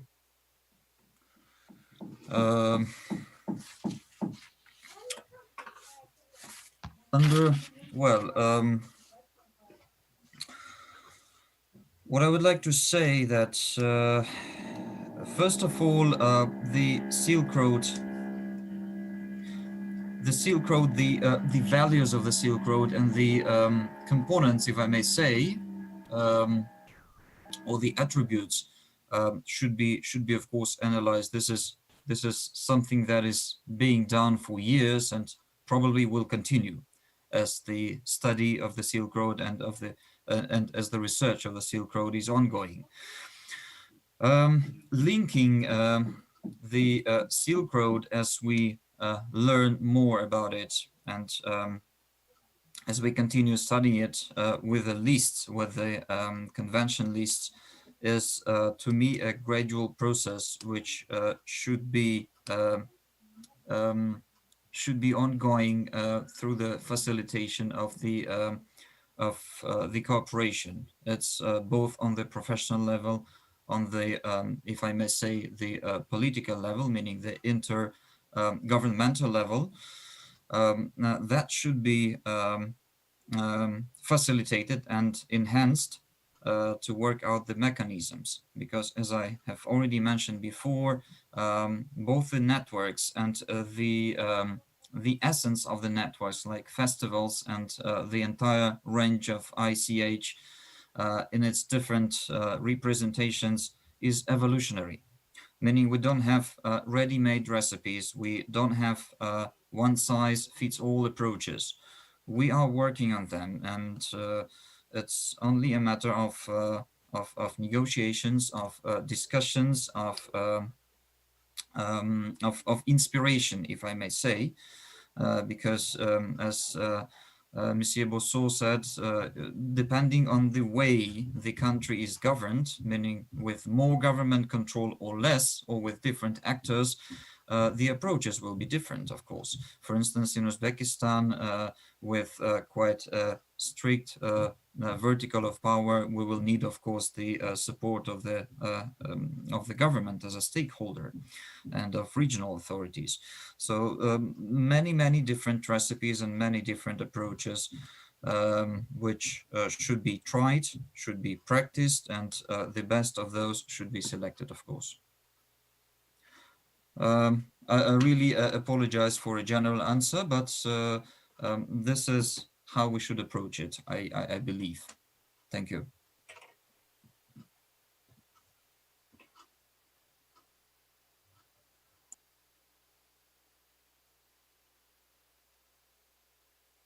Thank you very much.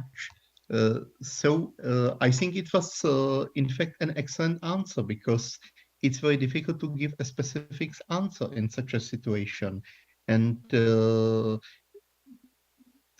a general answer also fits the situation in the way that each country participating in the Silk Road project must find its appropriate ways, because there is no universal answer, and there is also not any universal way of achieving any tangible result. It's simply impossible. I'm just looking at all my colleagues in the panel, and I'm asking myself a question concerning what else we can bring about, because the title of our panel is Cooperation and Solidarity for Operating the Intangible Cultural Heritage Network about the Silk Roads. I think what I would also like personally to stress, and what Monsieur Besson said, the importance of different national commissions in the cooperation and also in solidarity. And I'm not only speaking about financial grants, I'm first of all speaking about knowledge sharing, which is much more important. So what is, dear colleagues in the panel, what is your opinion on the role of national commissions? If I may ask you. And because Monsieur Besson already mentioned, and I'm very, very grateful for it as a representative of UNESCO, the issue of national commission. So can I please ask you, other colleagues in the panel, to elaborate a little bit on it?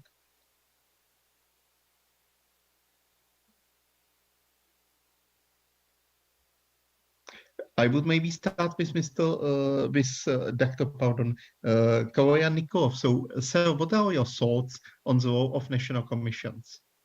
Maybe I will also add one thing before I give the floor, that Bulgaria about 10 or 15 years ago hosted the meeting of the Intangible Cultural Heritage Committee in Sofia, if I'm not mistaken.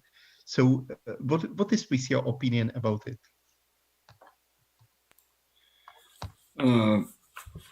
The National Commission, UNESCO National Commissions, I can speak about only the Bulgarian National Commission of UNESCO. It's working very, very well in that field, in ICH.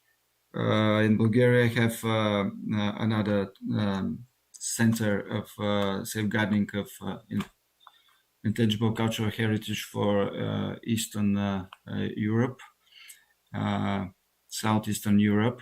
It's in Sofia in 16 countries. It's category 2 center and they working in this field very strong. But the national commissions of UNESCO is very important because they have knowledge about the national needs and national all national elements that must be get in a list of UNESCO, and it's very nice that the national commissions in a belt of Silk Road may make a good relation about this issue. I think that it's very important work on this in this level, because not only the knowledge of the barriers, but this must be have an organizing committee and a connection between the different levels of knowledges. My experience, I cannot. We have not many experience in this field, because we work in ICH. You know that the National Commissions is working with many conventions, not only in ICH field, in all conventions of UNESCO, and connections is very, very nice every time. But in the field of ICH, I think that strongly we must work in the position with from the barriers, and the position with the strong community to keep the spirit of communities, and to keep the elements for the future. As I'm clear, or something new, maybe we'll. No. It about was, this. I must say, it was perfect. So thank you very much. Dear colleagues, as we are approaching the end of our time, which was scheduled for our panel, I would like to thank you very much for all your help, to wish you all the best, and first of all, to stay safe in the current situation. Thank you very much and have a nice day. Thank you. Goodbye. Thank you to you. Thank you. Au revoir. Thank you. Au revoir, au revoir. Merci beaucoup. Merci. Merci à vous. Merci beaucoup. Thank you, bye. Thank you. Goodbye. Yeah, thank you, Mr. Hladik, and the presenters for your efforts as well as your helpful information. Time is running a bit short, but we will take a quick break, about 2 to 3 minutes, so we can set up for the next session. And I hope that we can get through it rather quickly. Thank you very much.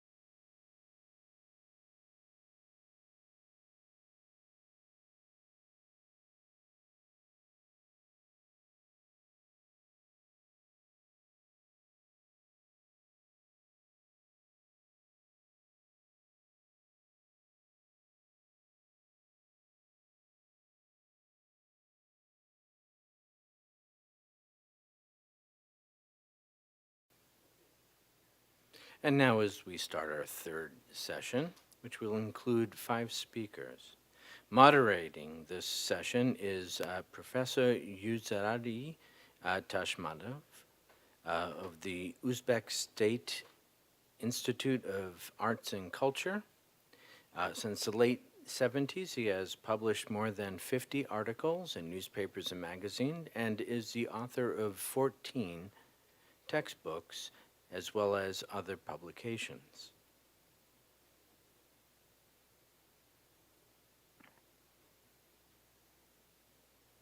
Can we start?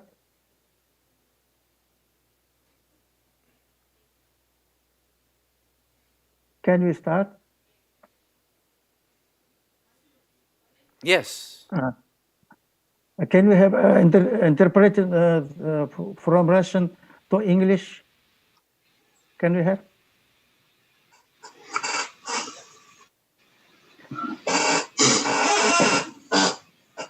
You want translation into English? No, in Russian, in Russian. Oh, Rus. Russian, Russian. Yeah, we do not have right now. Please hold.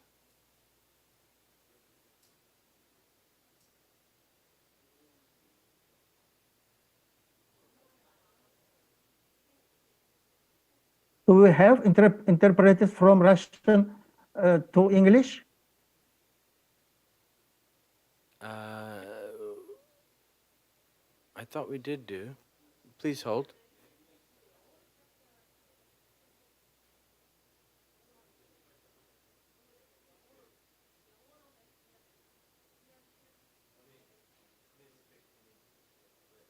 Yeah, if possible, can you deliver your presentation in English? Yes. You're moderating. Can you do that in English by any chance?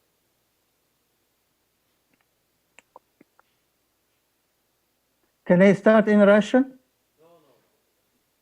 No? No, that is not currently available. I do apologize about that. Уразали, добрый день. Мне кажется, что у нас есть перевод. Посмотрите Есть в перевод? чат-боксе. Да. В чат-боксе есть, но я буду говорить, они будут переводить, да? Ну, Попробуем тогда, да. Так, доброго времени суток всем. Так как для Кореи и для других восточных стран добрый день, остальным доброе утро.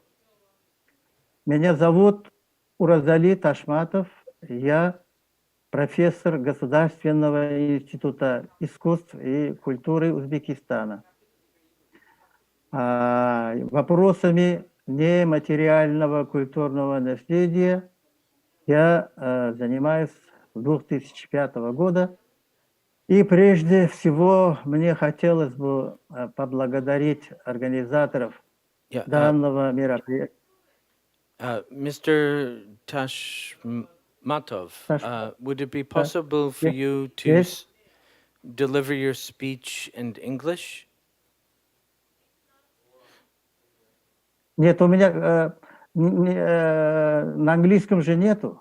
No. Мне сказали, что на русском будете выступать, вот поэтому я готовился на русском. Yeah.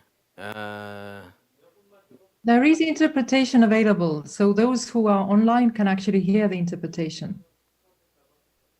Okay, those online can hear interpretation. А для тех докладчиков нету, что ли, да? Есть. Can you please wait 5 minutes? Хорошо. A quick break time, okay? Okay.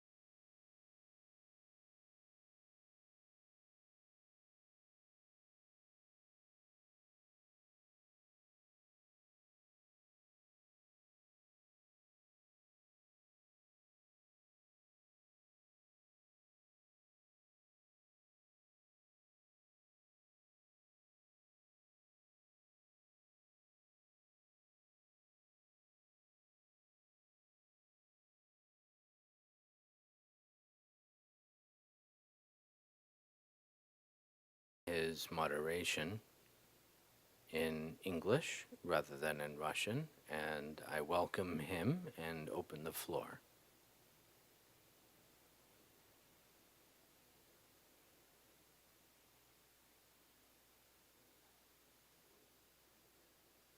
Доброго времени суток всем. Так как для Кореи и других восточных стран добрый день, So Russian. остальным доброе утро. Меня зовут Уразали Ташматов. Я профессор Государственного института искусств и культуры Узбекистана. Вопросами нематериального культурного наследия я занимаюсь с 2005 года. Прежде всего, мне хотелось бы поблагодарить организаторов данного мероприятия за отличную организацию. Мне было очень приятно получить приглашение стать модератором данной сессии. Наша сессия будет посвящена вопросам совместной работы и ожидаем выгодам от деятельности сети НКН «Шелкового пути». На сессии будут выступать 5 докладчиков. Каждому докладчику выделяется по 15 минут. После выступления всех докладчиков мы предоставим площадку для дискуссии на 20 минут. Мы думаем, что вопросы, обсуждаемые на этой сессии, будут очень актуальны, и в выступлениях наших коллег будут даны полезные рекомендации по организации совместной работы, а также прогноз ожидаемых положительных результатов. Я хочу предоставить первое слово господину Квон Ху. Мистер Квон Ху работал в Корейской национальной комиссии по делам ЮНЕСКО в течение 10 лет. Он был ключевым основателем ИКОМОС Корея и избран заместителем председателя на 4 года. Кроме того, он был генеральным секретарем секретариата Организации городов всемирного наследия Азиатского Тихоокеанского региона. А также он работал генеральным директором ИЧКАП с 2015 по 2018 год. А в данное время он вносит свой вклад в воспитание молодого поколения Монгольского международного университета в Улан-Баторе. Сфера охвата и определения совместной работы в рамках деятельности сети будет освещен господином Квонху. Господин Квонху, пожалуйста, вам слово. Shall we start? Yes, Yes, please. yes. We would like to give the floor to Kwon Ho, professor from Mongolia International University. You may start now. Thank you so much. So how are you? Good morning and good afternoon. I'm very pleased to meet you at this meeting hosted by ICCAP and ICAS. The topic that organizers asked me several weeks ago was something relating to the future direction of cooperation under the Silk Road ICC network. I noticed that organizers asked me to further elaborate some feasible project which could be carried out. It's very important to establish a future prospect and its plans, but I think it would be more effective if they are based on specific fact. But unfortunately, the network is not yet mature and still in its infancy. So I want to tell you first that my presentation is just a general picture of future project. How do you work together? What programs would be good for us? How do we take the right direction? In fact, it's very difficult to take a proper direction of corporations because the concept of a Silk Road and the concept of intangible cultural heritage is too wide, and its corresponding area is too global. I will share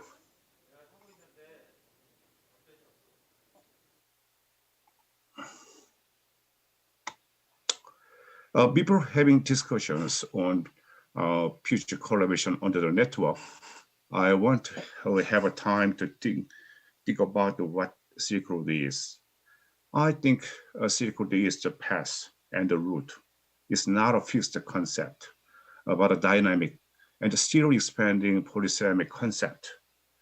And the definition of a Silk Road varies depending on the academic perspective and point of view at time. Silk Road is a symbol. Like many other policies, Silk Road has similarly come to us with the request of the times. At the end of the 20th century, it came to us with the emphasis as a symbol of peace, as a symbol of reconciliation between peoples. The view of the Silk Road is sentimental. However, historically, Silk Road was not only a trade of goods, but also a conflict route of wars. It has a double history of peace and destruction. And how about the word of silk, S-I-L-K? The symbolic word S-I-L-K, silk, is so large that many other important elements of culture are likely to be buried and diluted. As many scholars have said, the concept of Silk Road is sometimes refracted. Silk Road should be one that is at risk of abuse, commercialization, and political misapplications. Today, the Silk Road countries, including Central Asia, are undergoing great changes. Most Silk Road countries are no exception to the impact of globalization, but most of all, the concern in many areas is that commercialization takes place at a rapid pace. Finally, the concern we find in Silk Road countries is that they are also highly vulnerable to climate change, especially with regard to the safeguarding of intangible cultural heritages.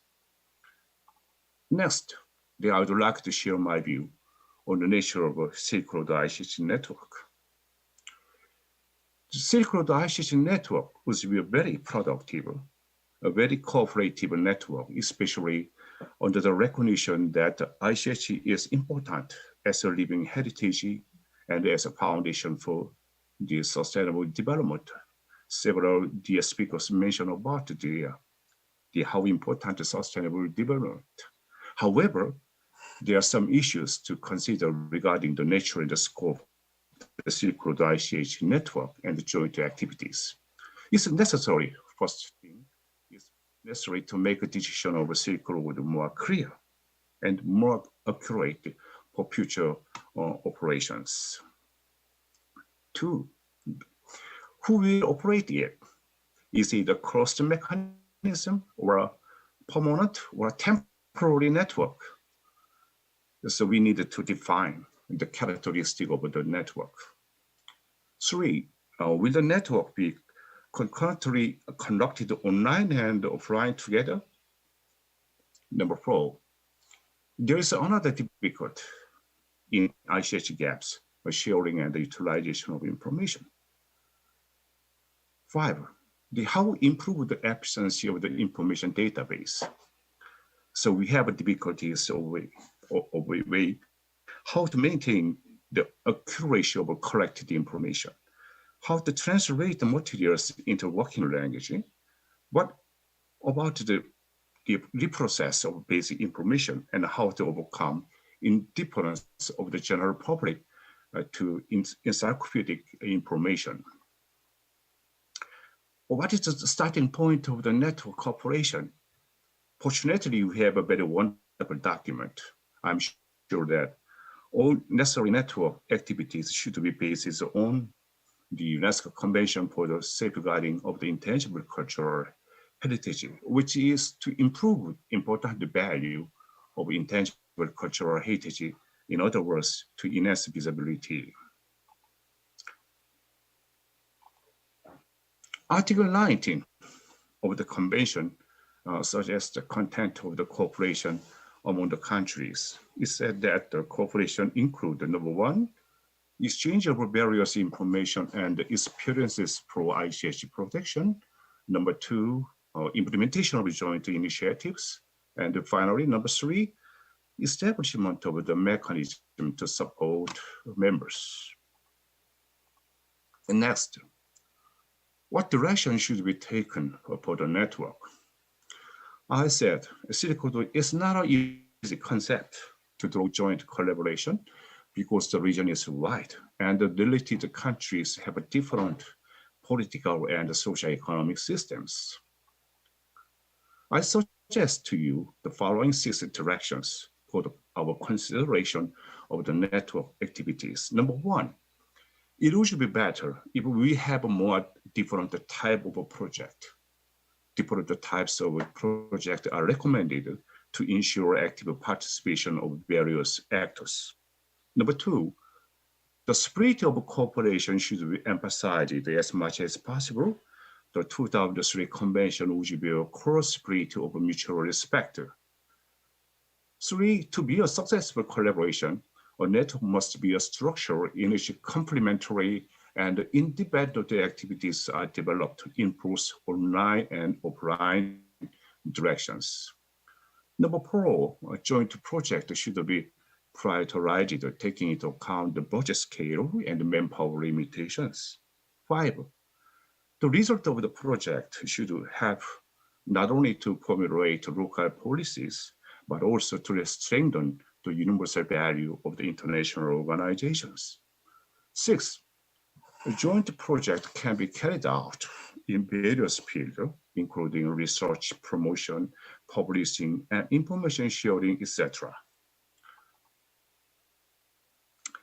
In this section, I'd like to introduce some possible programs. I say again, these proposed activities are just ideas based on my working experiences in the field of cultural cooperation and heritage management. Roughly, there are 3 categories of programs suggested. Number 1, strengthening of information, the sharing capacity. Number 2, quality improvement of information. Number 3, the promotion and partnership. Number 1, I have a question.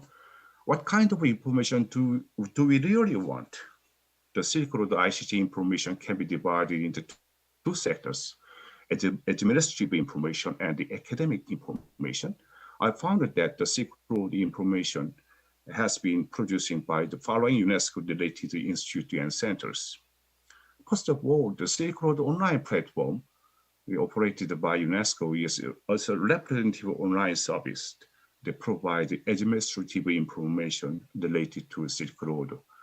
Currently, it operated as part of the MOST program, which includes 54 countries around the world and include ICH items in the database. On the other hand, ICCAP has been providing the abundant ICH information on Central Asia since its establishment in 2012, and it provides administrative information and academic information at the same time. ICAS and the IISNC are focusing on providing academic information according to their nature, but the amount of ICH information is not enough yet.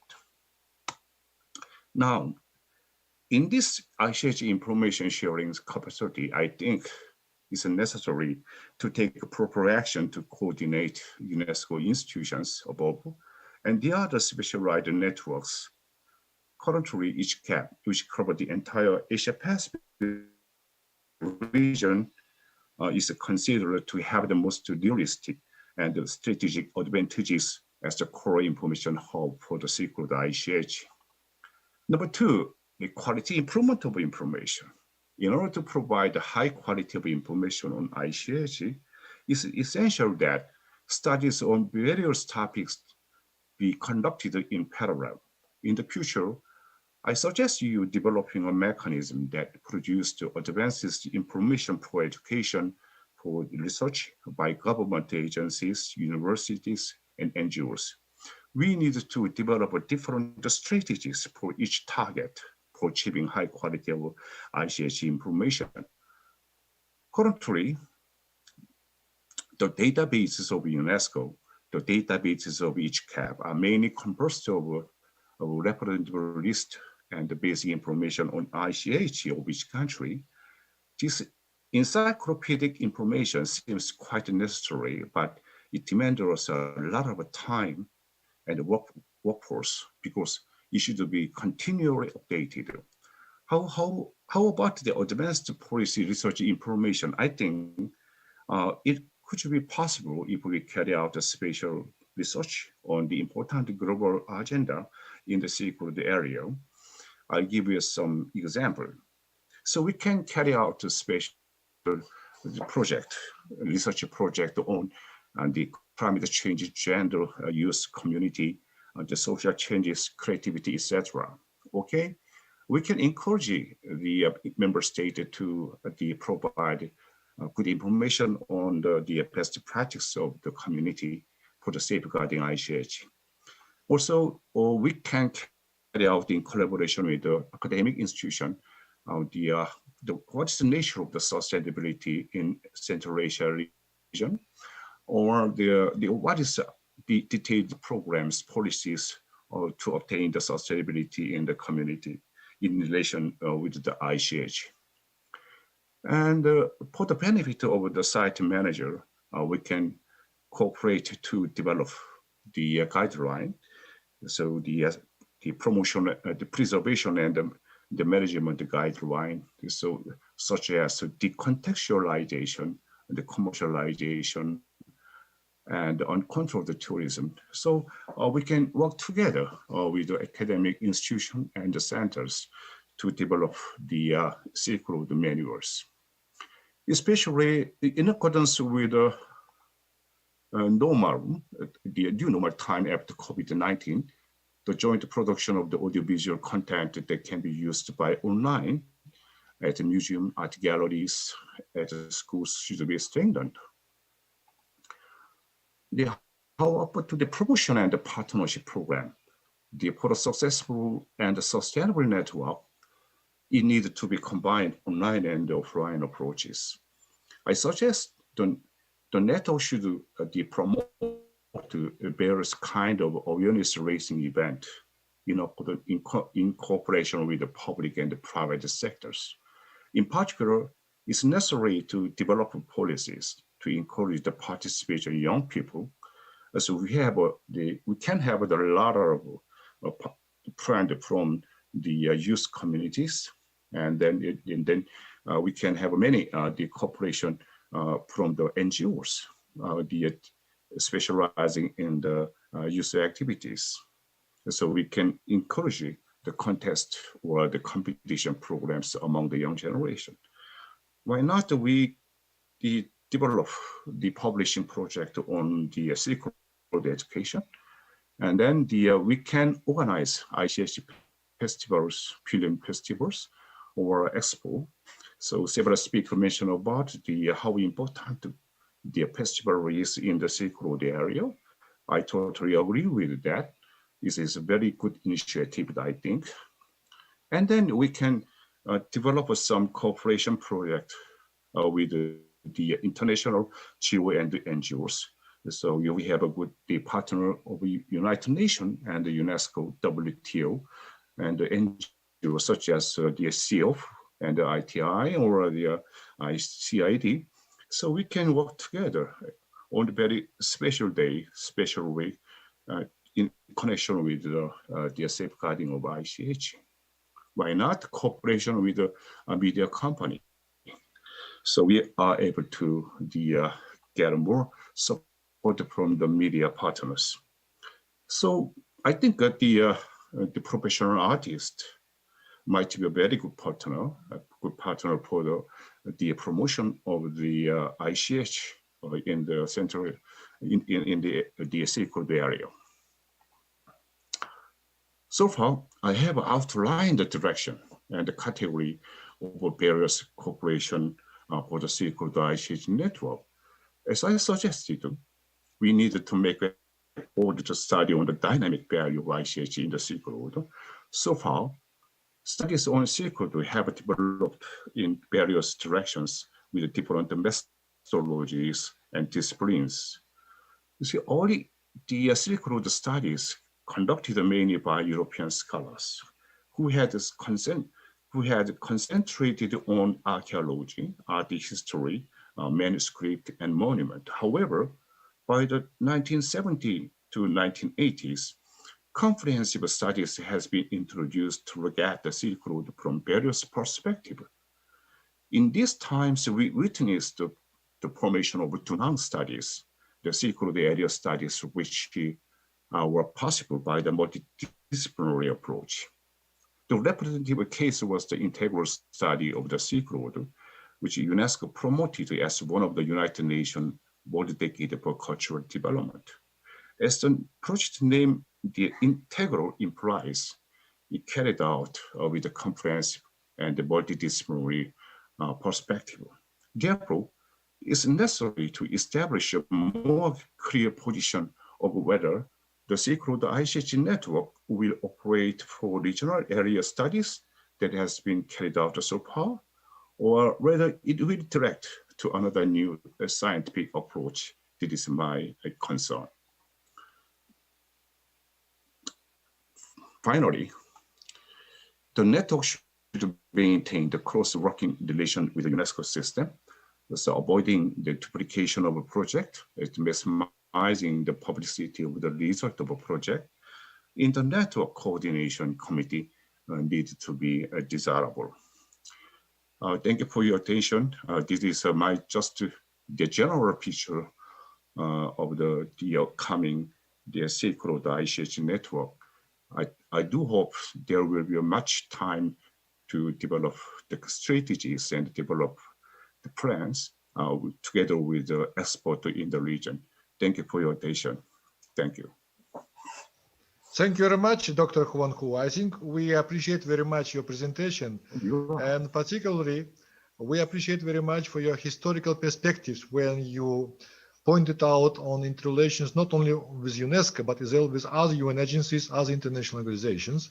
As well, we appreciate very much for your one of the maybe key points that we have to develop network not only online but as well as offline. So we have to combine different modalities of cooperation within networks. Thank you very much, Mr.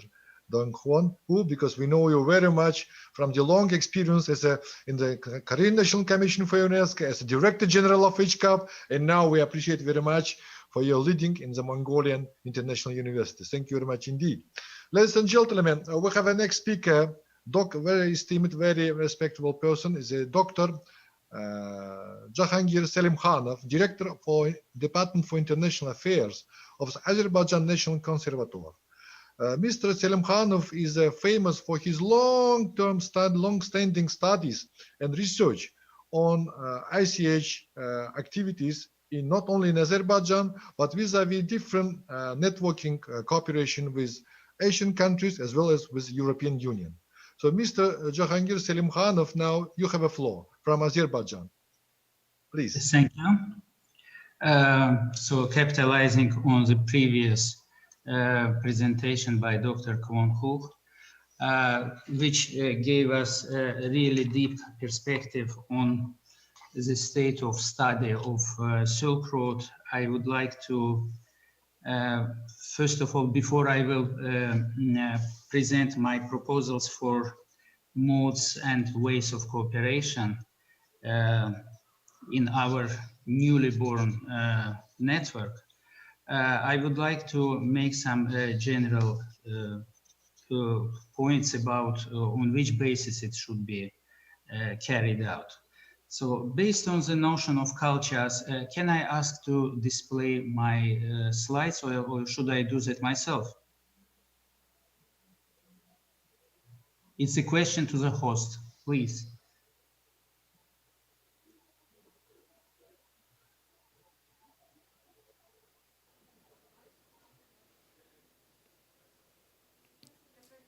Yes, you can present your slides as you... Okay, thank you. One moment, then I will demonstrate. So, moment.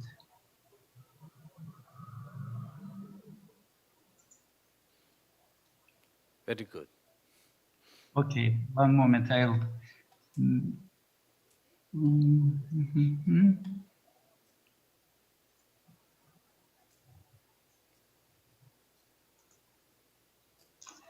So here we are. I'm going out from the notion of culture as a complex, multi-layered phenomenon. And we should admit that some cultural element or expression may fluidly migrate and adapt itself to different local settings, not necessarily or exclusively serving as a marker of an ethnic identity. Moreover, currently emerging concept of shared cultural heritage allows us to disclose immense positive potential for joining the efforts in safeguarding and enlivening the cultural heritage of the peoples.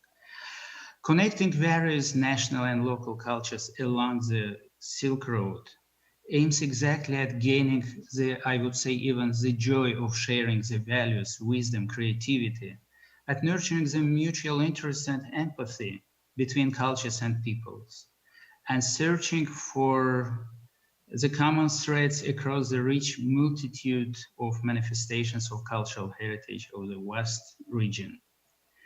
The joint initiative by ICCAP and ECAS to launch the ICH Silk Roads networking needs support and actions by a wide range of stakeholders, organizations, and groups.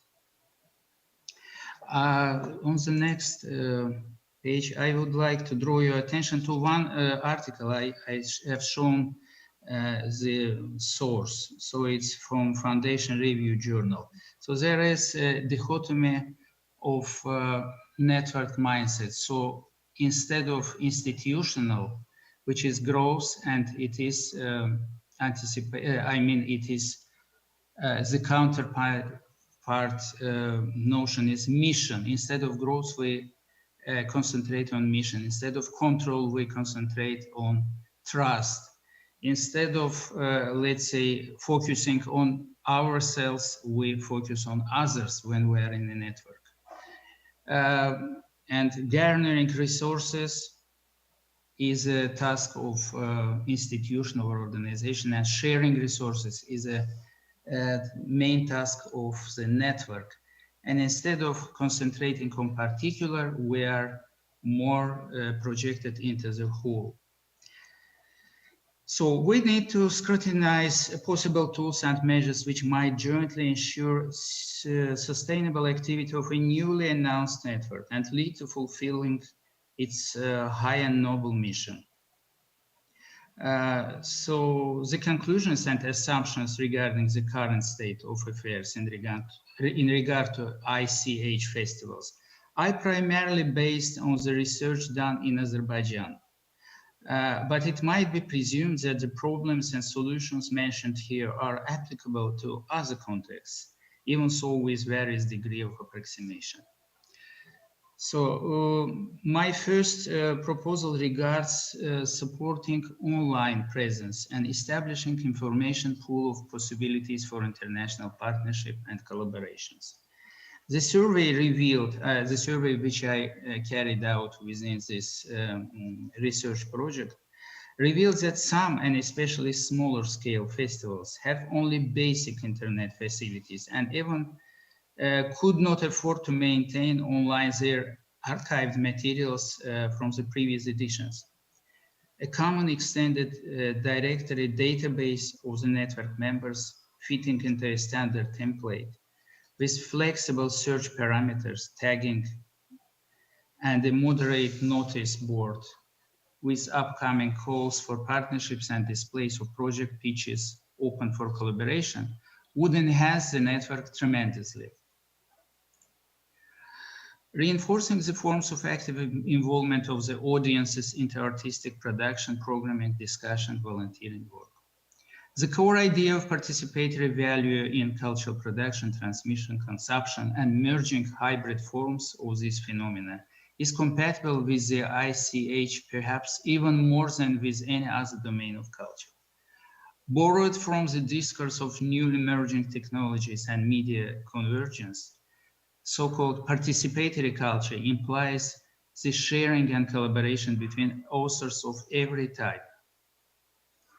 Most of the ICH festivals observed by us so far are lacking this very approach of overcoming the passive consumption of the cultural heritage elements. Of course, there are some basic elements of involving festival visitors into the process of, let's say, dancing or singing or cooking, but what is meant here is much deeper engagement of the public into various aspects of making and running a festival.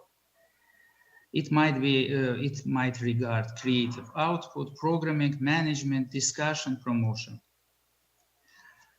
So the next proposal for the discussion and observation is launching festival initiatives encompassing the regions across and beyond the Silk Road. The idea is that multiple cases of cross-border regional and international cooperation between festivals support the idea of so-called win-win situation, which turns to be advantageous or satisfactory to all parties involved.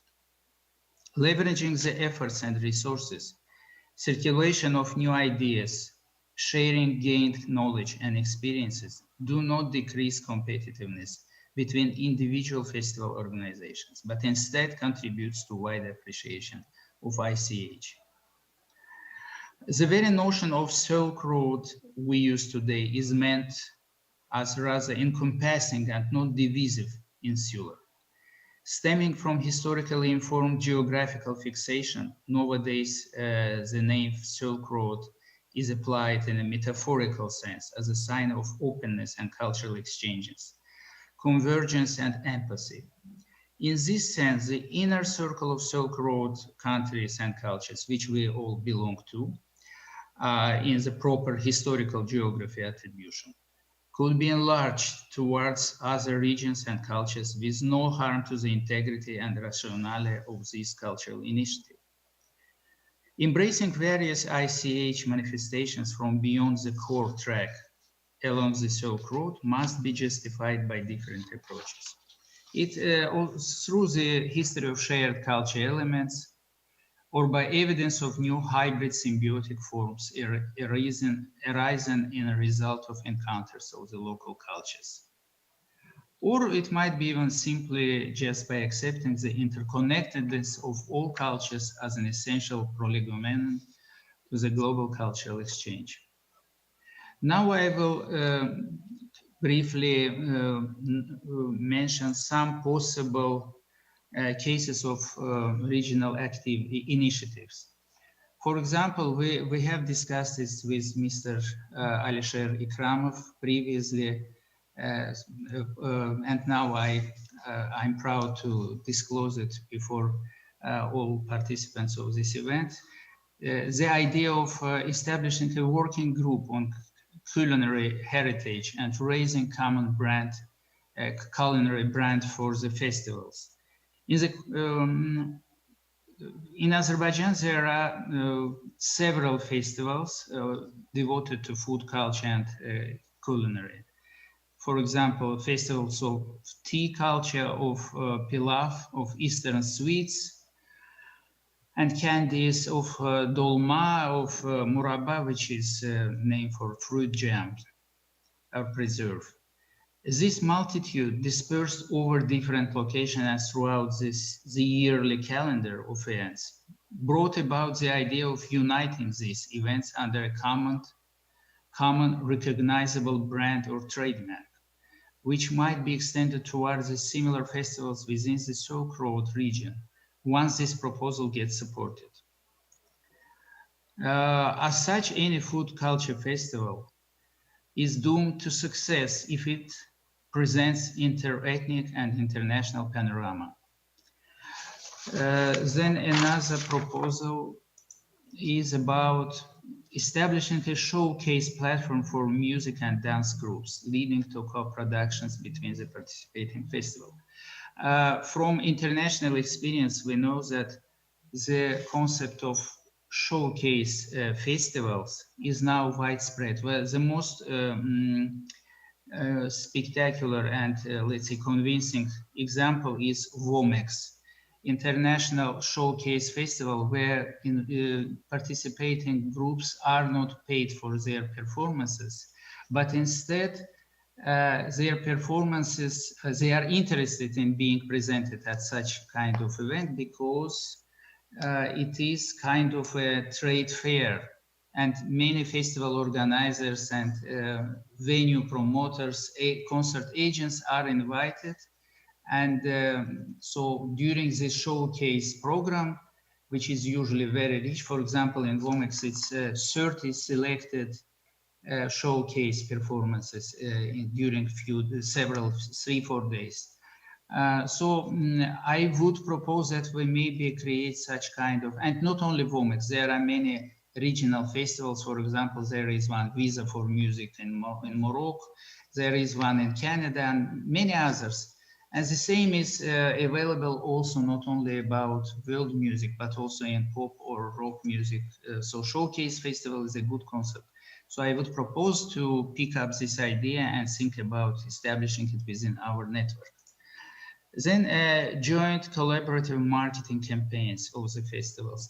It is also well, let's say, proven international practice. I remember many years ago, maybe 20 years ago, there was an initiative of French museums of joint marketing, so that small museums which couldn't afford to spend a lot of money for their marketing, they joined efforts together with blockbuster big museums like, I don't know, like Louvre and Musée Grévin and so on. And so they joined the effort so that all museums appear under the same logo or same branding campaign. So let's think about joining our efforts in promoting each other through our channels of marketing and PR. Then a very important proposal is about peer-to-peer consultations, recommendations, evaluation sessions. I mean, it is jointly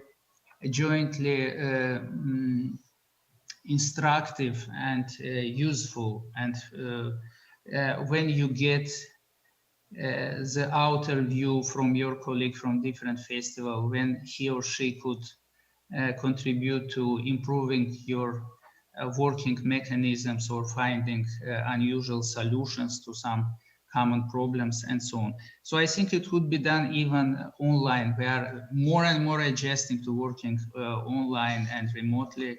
So it doesn't cost a lot, but at the same time, it's really enriching our experiences. And then actually it is the last proposal which I wanted to put onto discussion.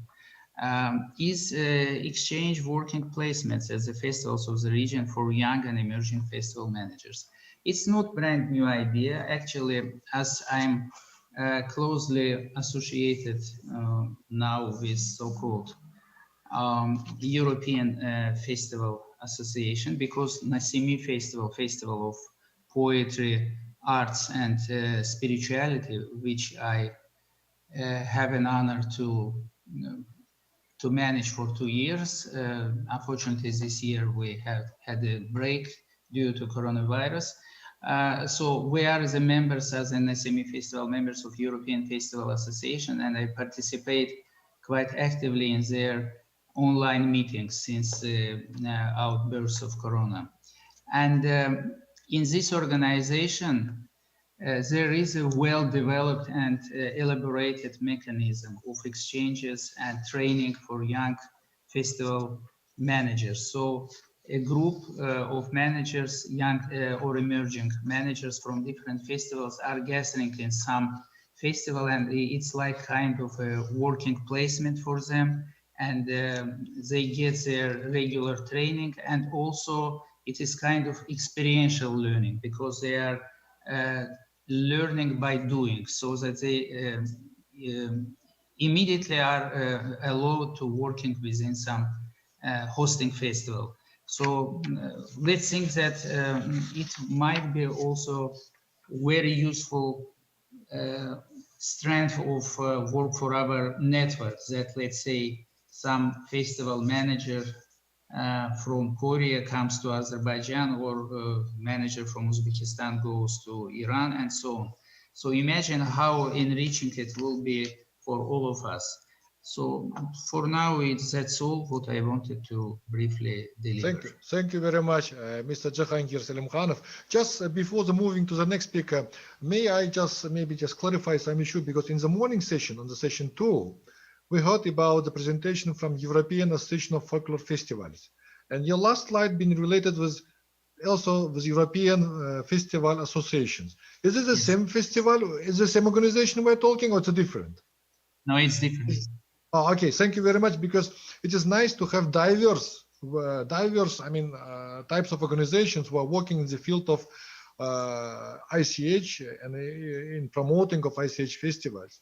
And thank you very much.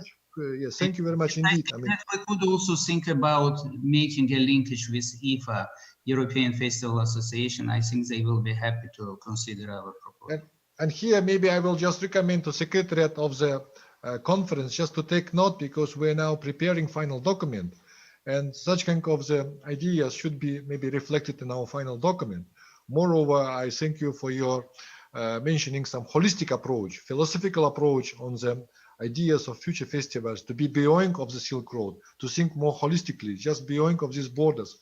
As well, of course, everybody likes culinary festivals. I think it's appreciate very much you remind us about that, since I remember several culinary related elements being inscribed to UNESCO representative list, like kimchi making traditions in Korea, in both Koreas, in South and North, like Turkish coffee traditions in Turkey, like palav traditions in Tajikistan and Uzbekistan, so, or maybe French gastronomy. So there are many. Yes. Yeah, I remember there's a lavash making. Yes, so there are many like this making culinary elements, and it could be very nice as well to have some thematic networking within the Silk Road on particular subjects. Thank you very much indeed. Now, ladies and gentlemen, I would like to give the floor to the next speaker. It is expert from ICHCAP, very young, promising, and prominent expert from ICHCAP. So I'm giving the floor to the Mr. Sangmung Park, who will share with us something very sophisticated approach. I mean, the approach on ICH links, one-stop Asia-Pacific ICH information sharing platform. It is very important to be familiar with the new digital approaches. And this case study being presented by Mr. Sangmung Park. Mr. Park, you have a floor, please. Thank you, Mr. Ikramov. May I double check if my microphone is working all right? Can you all hear me loud and clear? Excellent. You're working. Okay, thank you. Excellent. Thank you so much. As introduced, my name is Park Sang-moo, and I am a program specialist working at the Information and Research Office of the ICHCAP. I have joined this team to build ICH Links, a one-stop online ICH information sharing platform in the Asia Pacific region since the beginning of the project. I will share my screen and get on to the presentation without any further ado.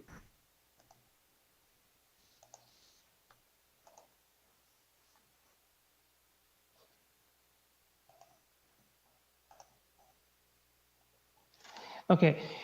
You may well wonder why and how I came to introduce the ICH links in the middle of this meeting for the Silk Road ICH network. This presentation will give you a glimpse of the ICH links, and I hope to present you the concept of how we can apply this to the Silk Road network in the future. Before getting in, please let me give you a little bit of the background to the project. It may not be too far to say that this project basically started from the beginning of the ICHCAP. As you may well know, ICHCAP is a UNESCO Category 2 center in the field of ICH, established between UNESCO and the Republic of Korea in 2011. We are working to safeguard ICH in the Asia-Pacific region through two of our key functions, which are ICH information sharing and networking with various stakeholders in the region.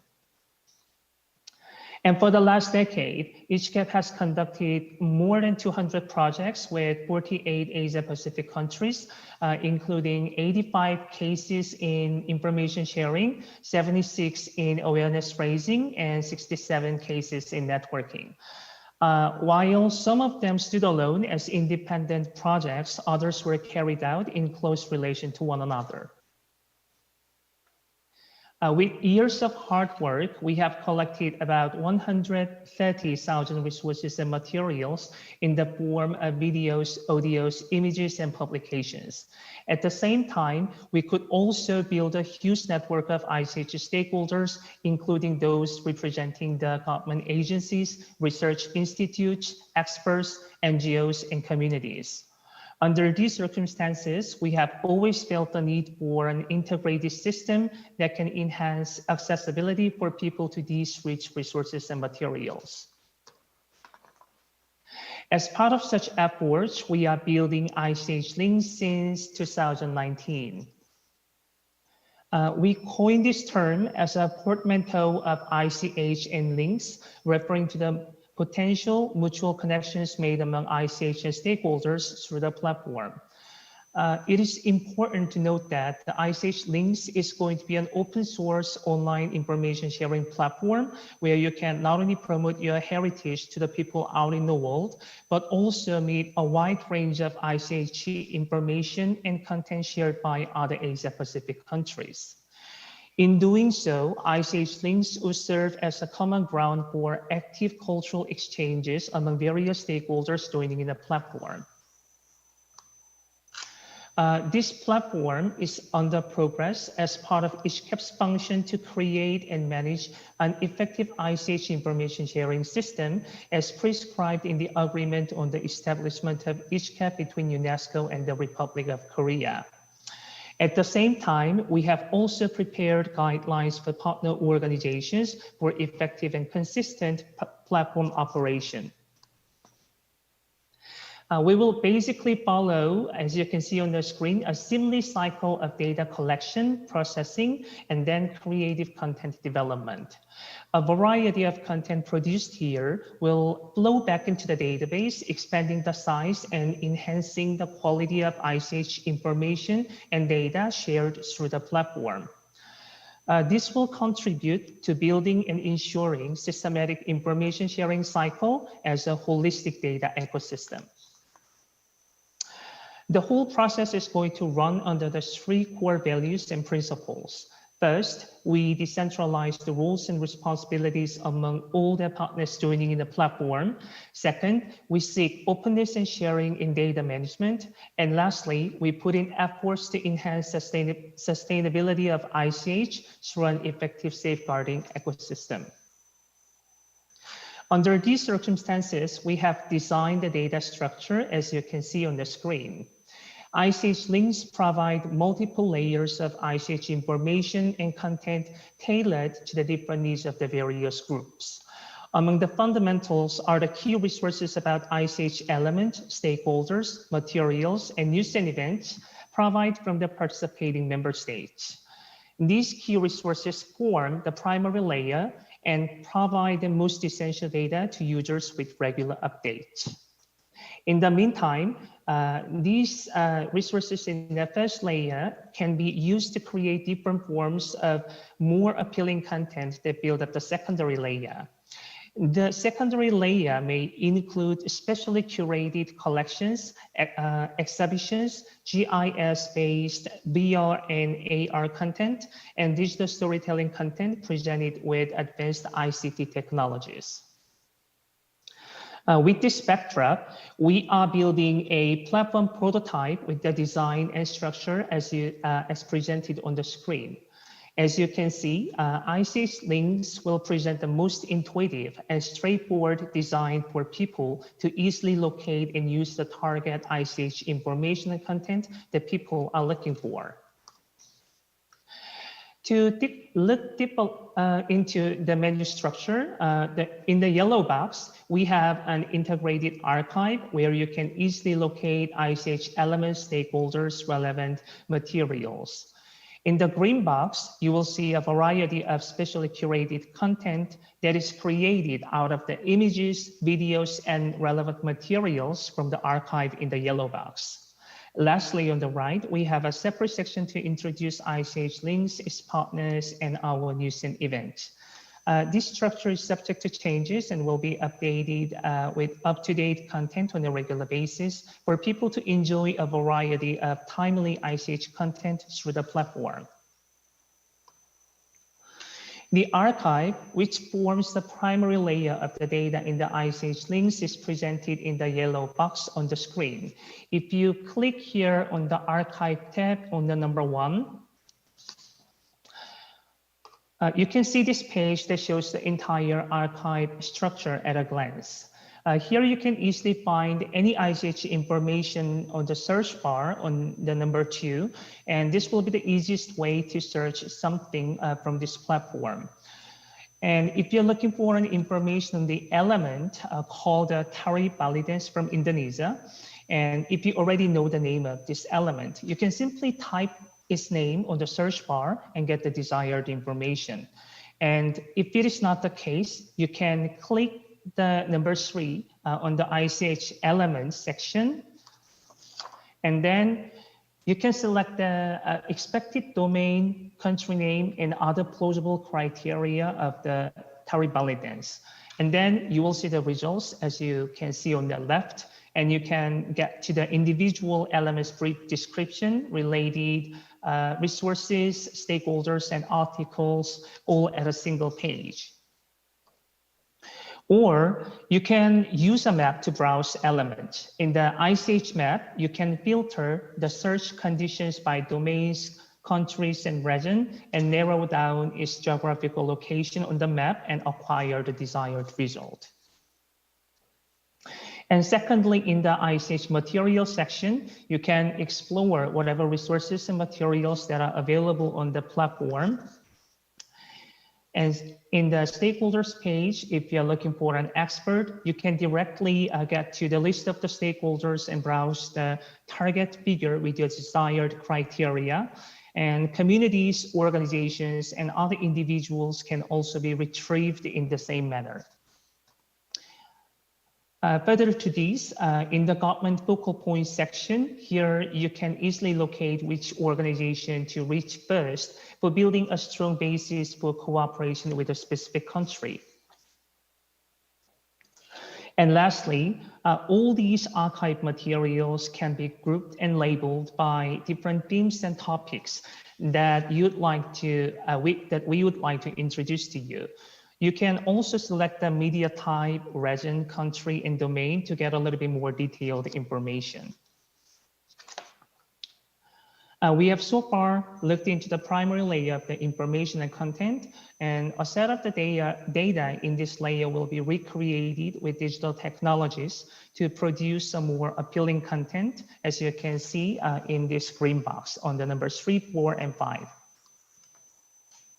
The content curated as such would come in a variety of forms, such as ICH Journey, ICH Exhibition, and ICH Story that we are developing this year. And more will come with various ICH information and content flowing into the platform.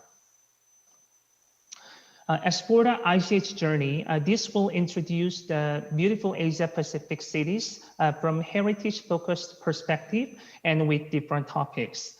Nowadays, we can see online a number of travel information pages that introduce well-known tourist attractions.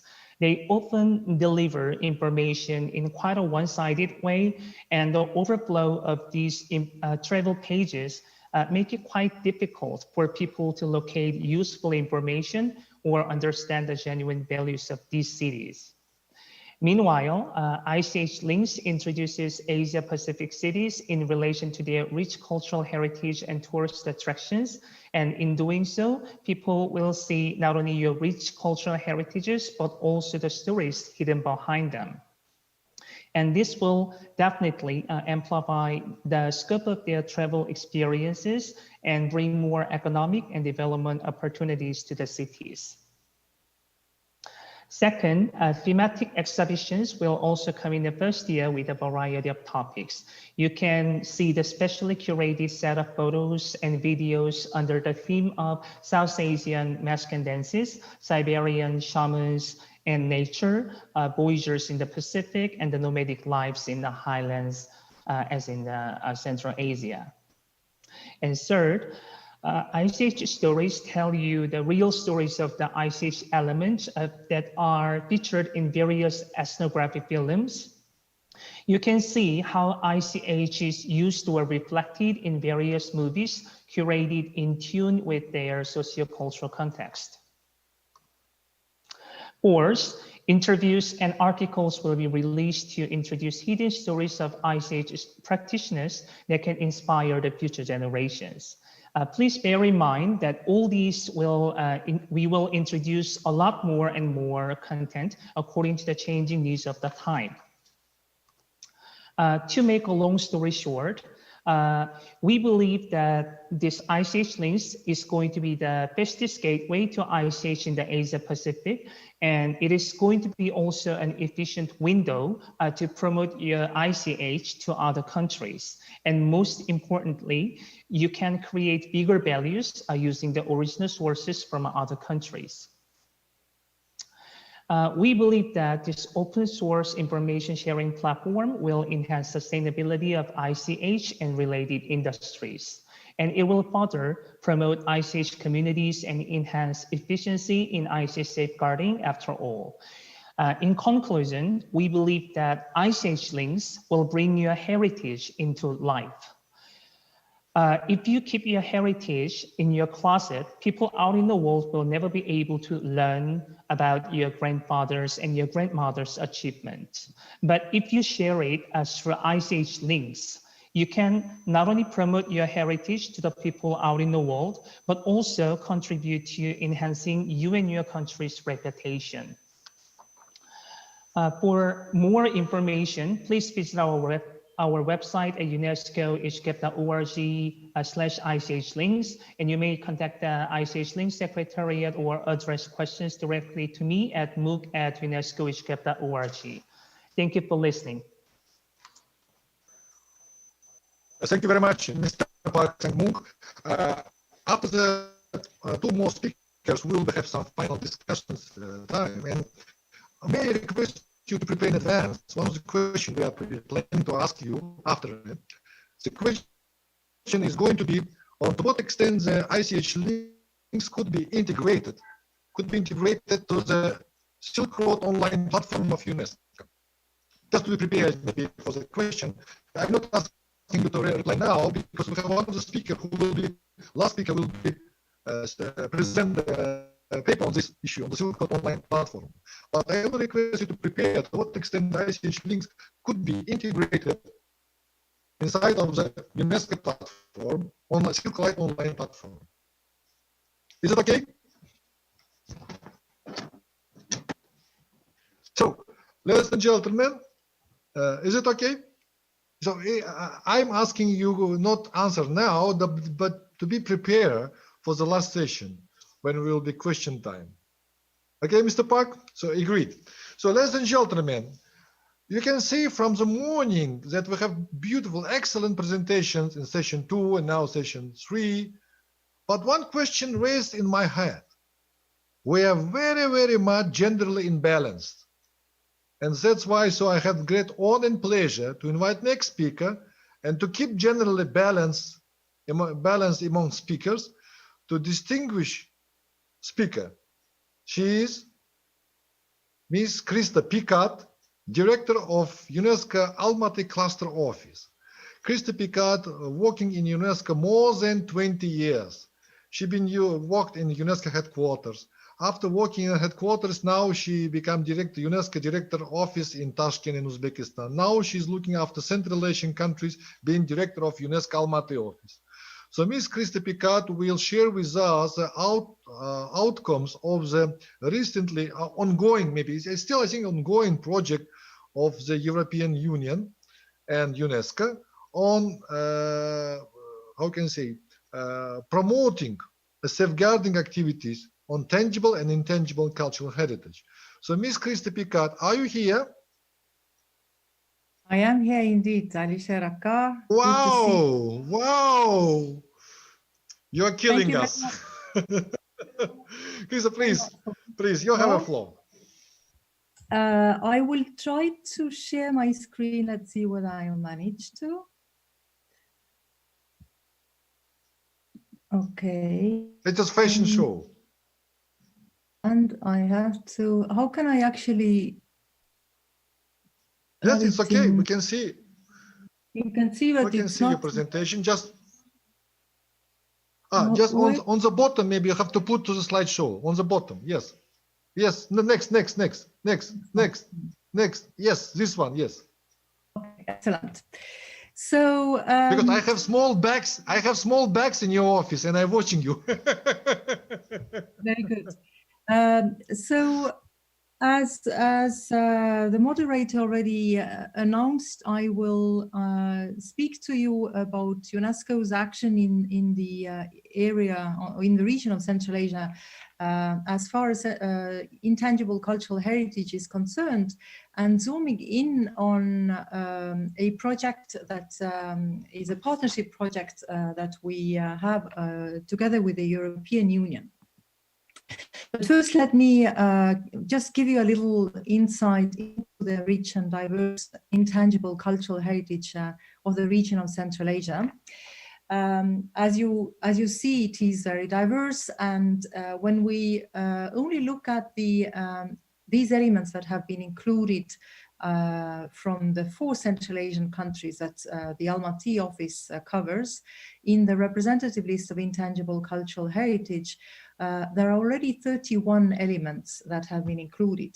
And it's interesting also to observe that many of these elements are not specific to one country only, but are shared heritage. So these are, this gives you an indication of the rich exchanges that have throughout the centuries actually been established and happened in the region of Central Asia, which, as we know, lies along the Silk Roads.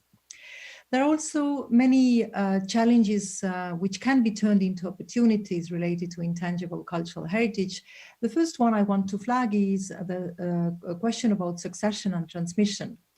Because in many of these countries, intangible cultural heritage historically was transmitted from parents to children, from masters to disciples. And of course, in modern times, these transmission is often disrupted. And it's moved to a certain extent to formal educational environments, but sometimes we also observe that the young generation is less interested in actually bearing and carrying these heritage and traditions forward.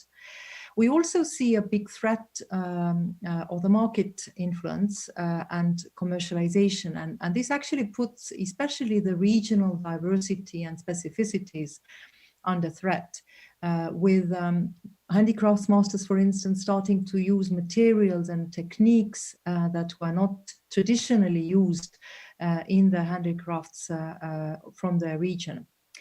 One of the key challenges, I think, also concerns rather little interaction between the different key stakeholders that work or are concerned with intangible cultural heritage.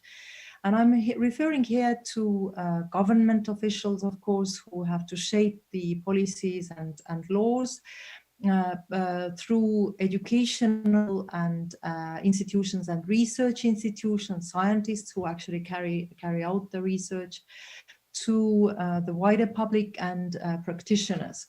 So we should actually focus much more efforts on making sure that there is collaboration between these two parties, so we have comprehensive approaches to the safeguarding and promotion of intangible cultural heritage. All the countries of the region have ratified UNESCO's 2003 convention, yet we see also that the knowledge and understanding of the convention sometimes is limited. As is limited the integration of ICH elements in educational programs, especially in the formal education system, as well as in other development strategies and plans, but also the coverage in the media. And this is often related to the lack of resources. So what is UNESCO's response to these challenges? There are actually many ways in which UNESCO can support our member countries, starting from ICH safeguarding needs analysis that we can conduct, to the documentation of these elements. Of course, capacity building of different stakeholders has a very central role in UNESCO's action. But we also work to promote these elements by raising the awareness of the communities and of the public at large, and also integrating it into the educational programs. So now turning to UNESCO's action in Central Asia, we have a large project that was already mentioned. It's a EU-UNESCO partnership project on the Silk Road heritage corridors, but there are other initiatives like the one, for instance, Education and Culture Together in Action to Advance the SDGs, that was launched by the UNESCO headquarters recently, and that aims to support member states in the achievement of education and culture related SDGs. But I should also like to mention a recent initiative that is called Safeguarding ICH in Formal Education in Central Asia, that the UNESCO Almaty office will be implementing together with APCEU and ICHCAP in Kazakhstan and Kyrgyzstan, and that aims to work with some associated schools on the integration of intangible cultural heritage elements in the formal education system. And this builds on a previous experience we had with a similar activity in Uzbekistan. So now turning to the case study, that is UNESCO European Union Silk Road Heritage Corridors in Afghanistan, Central Asia and Iran, the project that was launched on the occasion of the International Dimension of the European Year of Cultural Heritage in 2018. This project really allows UNESCO to look at the two sides of the same coin. So on the one hand, UNESCO has been promoting what we call intrinsic value of culture. So we are really promoting the safeguarding and preservation of both tangible and intangible cultural heritage that exists in these countries. And then the other side of the coin is the economic dimension of culture. And there we try to help the communities build sustainable livelihoods, building on this heritage, in particular through heritage-based tourism development. But the European Union project also has a very strong component on awareness raising and the promotion of, in particular, the common cultural heritage along the Silk Roads. So the project activities actually are rather varied. We have identified one World Heritage listed or a future World Heritage site in each of the participating countries that we focus on to valorize this site either through conservation or restoration works, and then also trying to promote it through the establishment, for instance, of the Information Center for Tourists. We also support member states on the development of destination plans and tourism strategies in order to promote sustainable tourism on these World Heritage sites, but also combining intangible cultural heritage in this package. The project also allows us to support member states in the development and revision of management plans for the sites that have been already included on the World Heritage List or are on the tentative list. This, as you know, is one of the obligations of a 1972 convention for the state parties. Then a very central role of our activities is on capacity buildings of different stakeholders, starting from ICH bearers through the managers of the World Heritage Sites and the tourism guides and also local authorities. And then last but not least is the awareness raising component that actually is focusing on the development of a joint exhibition that we are putting together on the basis of some selected artifacts from the national museums of the participating countries. And that we plan to have first as a virtual exhibition and later on, when the COVID pandemic is past us, also as a traveling exhibition. And then last but not least, I would like to mention also some of the ICH related activities that we have been conducting. The first one you see is ICH elements inventorying in Afghanistan, Kyrgyzstan and Tajikistan. This is a area where we focused actually on the capacity building of 137 ICH bearers. And by making sure that the communities know how to do the inventorying of the ICH elements in these countries, we actually ended up with 12 new ICH elements in Kyrgyzstan and Tajikistan alone. The second activity that is mentioned in this slide is the efforts that we have made to safeguard and promote one ICH element in Kyrgyzstan, which was actually in the list of ICH in need of urgent safeguarding measures. And this concerns the traditional felt carpet making of Kyrgyzstan, but also actually Kazakhstan. And there are two different types of felt carpets, Shirdak and Alakiz. So our efforts there focused very much on consultations with all the key stakeholders, formulation of recommendations for safeguarding and promotional measures, and then a series of master classes, especially for young people, in the framework of which we managed to reach out to 1,500 young people in Kyrgyzstan to sensitize them and also let them try and experiment on the felt carpet making themselves.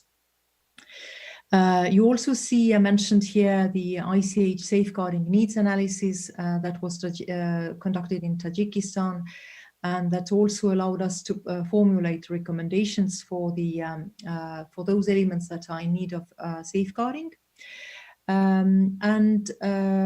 Also the capacity building of handicraft masters and promotion of local crafts in Afghanistan and Uzbekistan. Similar activities were also conducted in Iran. And these activities, actually, we are targeting handicrafts masters, but we are exposing them to different kinds of skills that they need in order for them to successfully market their product. So there are also trainings on legal aspects and marketing and communication. Here, a few other examples. The first one concerns the Silk Road Heritage Guide Handbook that UNESCO had previously already developed together with the World Tourism Organization. So in the framework of our European Union project, we took the handbook and we integrated intangible cultural heritage elements into this handbook. We also translated it. And this has allowed us to conduct a series of trainings for Silk Road Heritage tourism guides in the region, which we feel is very important, so that when especially tourists come to the region to visit the heritage sites that are related to heritage of the Silk Roads, that they can really contextualize these sites, and they can also demonstrate these interactions that had happened along the Silk Roads that are not only economic, but also, of course, cultural, including intangible cultural heritage related. And here, the last I did mention is also the a very successful media project that we implement, and that is called Women of Central Asia. And this is actually a let's say human stories of some women crafts masters in Central Asia, in Kazakhstan, Tajikistan, Uzbekistan, and Uzbekistan. That allow us to demonstrate the handicrafts masters, their way of living, how they actually use these intangible cultural heritage for their livelihoods, but also how they transmit these skills and knowledge to the future generations. So we have a very nice series of videos produced about these stories that have enjoyed wide media attention and many clicks on our Facebook page. And I already mentioned these, also the capacity building elements that have been conducted in Iran. So I will perhaps stop here and then look forward to the discussion later on.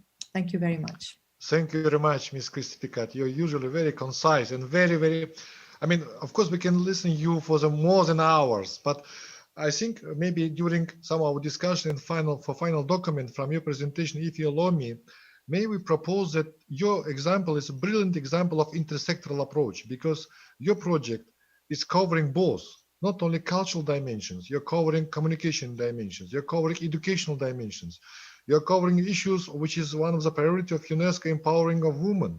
So it is very more important when you're doing also marketing skills for the handicraft masters. It's empowering of people. It's eradication of poverty. So it means that this project has objectives on many goals of sustainable development goals. I mean, not only which is related with the cultural heritage. Thank you very much, Ms. Kristi Pikat. And for the Secretariat, may I request to put this idea of an intersectoral approach, which is UNESCO Almaty is promoting through this one of the project. Ladies and gentlemen, now we have the last speaker in our session 3. Why we put him last? Why? Not because he is not so senior, but because of time difference between Seoul and Paris. It's 8 hours. And I don't know, Miss Mehrdad, are you wake up? Wake up, Mehrdad, are you here? Because I know this just I remember your communication with Secretariat that when they proposed you 4 o'clock in the morning, you told, oh, it's too early. And we saw the presentation from Philippe Brissot where he was in the dark room because I think it was 5 o'clock in the morning. But now you wake up, you take a coffee already, croissant, everything ça va, huh? Okay. So Mehrdad, so with great pleasure, I'm giving the floor to Mehrdad Shabahan, who's director of the project of UNESCO from its beginning, which is called Silk Road Online Platform, which been adopted by General Conference several years ago. And Mehrdad started as an intern and become consultant, now the staff member of UNESCO. And he is working in this social and human science sector, looking after this very important project, which we're calling Silk Road Online Platform. Mehrdad, you have the floor, please. Thank you very much, Mr. Ikramov. Indeed, it's a pleasure here today to see my friend, my old friend, Mr. Ikramov, and also other friends that we had this pleasure of working with. And if the Silk Road program of UNESCO nowadays is arriving here, is thanks to their, let's say, inestimable support. Dear friend, I know that being the last speaker is somehow difficult because everybody probably is a little bit tired of different speeches, but I try to go fast. Indeed, my colleague Krista presented a very important initiative for the UNESCO's activities on the Silk Road in Central Asia. Allow me now to present you, I try to be very brief, the Silk Road program as a whole, and then indeed, a special part of this program that is in direct link with the intangible cultural heritage and can provide us, let's say, outstanding opportunity of collaboration that we can see. Allow me to share my screen with you, my friends, just a moment.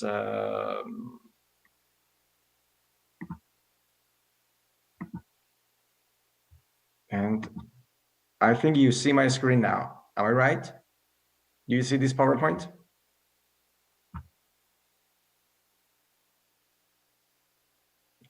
Is it possible someone confirm just you see my screen or no? Mr. Ikramov, do you see my screen?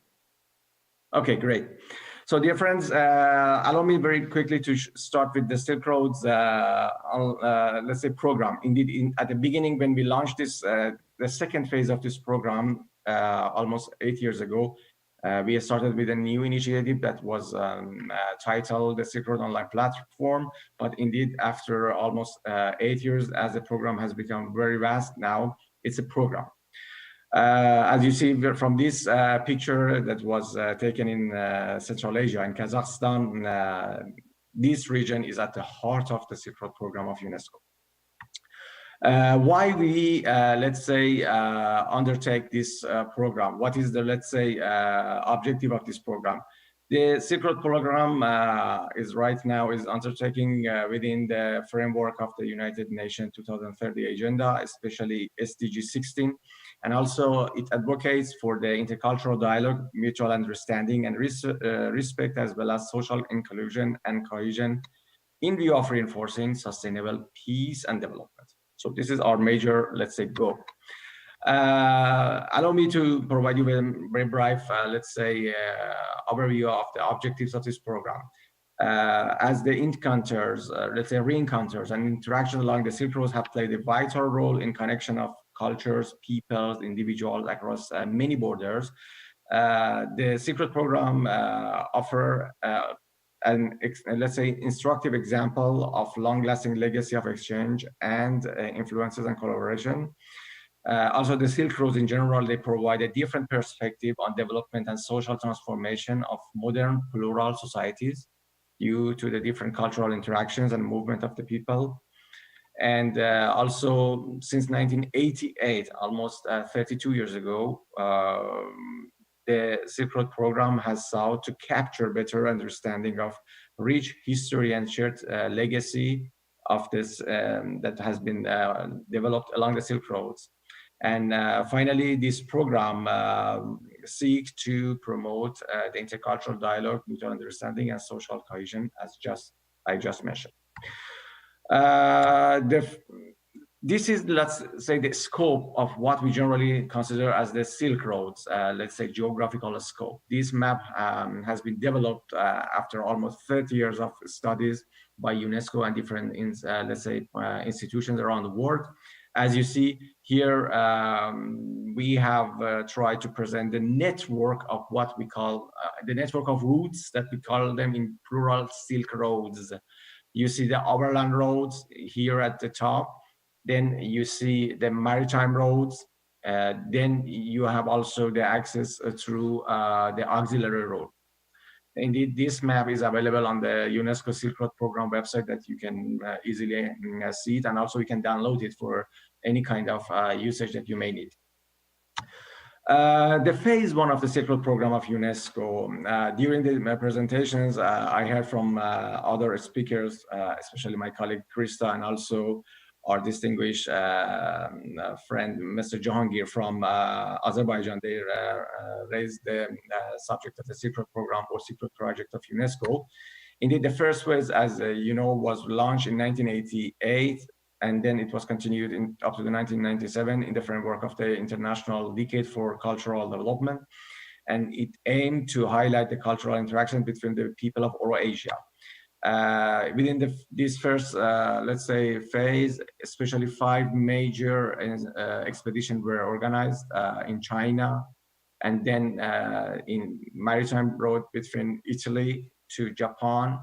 The third expedition was in Central Asia, by passing through 5 Central Asian, let's say, republics: Azerbaijan, I'm sorry, I do apologize, Uzbekistan, Tajikistan, Kazakhstan, Kyrgyzstan, and Turkmenistan. The fourth expedition was the Nomad Road in Mongolia in 1992, and finally the Buddhist roads in Nepal. These are the major activities that were organized within the first phase of the program. Also, as an outcome, other outcome of this program, hundreds of seminars, conferences, exhibitions, and performances were organized within this program during these 10 years. And finally, thousands of research papers, photos, films, and etc. were developed through this program. As you may see, this is a an image or a picture of the one of the first consultation meetings of the program that was organized in Xi'an, China in 1989, 30 years ago, 31 years ago. The phase 2 of this program. This second phase was launched officially in 2013 in Almaty, Uzbekistan, as you see this picture here, especially my friend, Dr. Boyakin, as you see him here, was present, and it was thanks to the support of especially Kazakhstan that we could launch this second phase. And through this second phase, what is the major goal is to, in the current increasingly, let's say, globalizing world, the Silk Road program seeks to raise awareness about the shared heritage and plural identities of people living along these roads as a basis for reconciliation, dialogue, and social inclusion and cohesion. Moreover, this second phase aims to implement, or let's say achieve its objectives through 3 major initiatives or activities. First, through youth empowering. Secondly, through building partnership and networking. And third, through development, let's say develop, mobilize, and disseminate knowledge about the Silk Road's shared heritage. I go to each of them one by one. As I mentioned, the first, let's say, acts of the program is youth empowering. One of the major activities that we are right now organizing in this respect is the Youth Eyes on the Silk Road photo contest. And then we just launched a new initiative, Silk Road Youth Research Grant. The annual photo contest is gathering the young people around the world and encouraging them to, let's say, capture what represents for them the shared heritage of the Silk Roads. Also, the participants are between 14 and 25 years old. In the first edition of the contest, we had 6,600 photos submitted from 100 countries around the world. And in the second edition, we had more than 3,500 participants. And then we narrowed down the subject of this second edition to 3 major elements of the shared heritage of the Silk Roads: food production, music and dance, as well as traditional sports and games. And now we are planning to organize the third edition of the contest within coming weeks. And also, as an outcome of this photo contest, we are organizing a traveling exhibition of the best submitted photos to the contest. The second initiative of this youth empowering is the Silk Road Youth Research Grants. The Silk Road Youth Research Grant aims to empower young scholars to identify and promote the shared heritage and plural identities along the Silk Roads by means of their scientific research. Each year we are planning to provide 12 research grants to 12 young scholars under 35 years old. And in line with the UNESCO Management of Social Transformation Program, grantees will later be invited to the workshops on the Silk Road shared heritage in order to share the outcome of their research with local young researchers. The second act of this program, as I mentioned, is the building networks and partnership. To this end, we have developed an international network of focal points of the Silk Road program. This network, as you see here, the photo, was launched in 2015 in China, in Xi'an, in the same city that the program was launched for the first time in 1988. And it aims to involve as much as possible the member states into the activities of the Silk Road program of UNESCO. The network also facilitates the exchange and synergy amongst the Silk Road initiatives of different countries. And finally, up to date, we have 23 member states that have designated the focal points to be part of this network. So this is, as I told you, the photo of the first meeting of the network in China.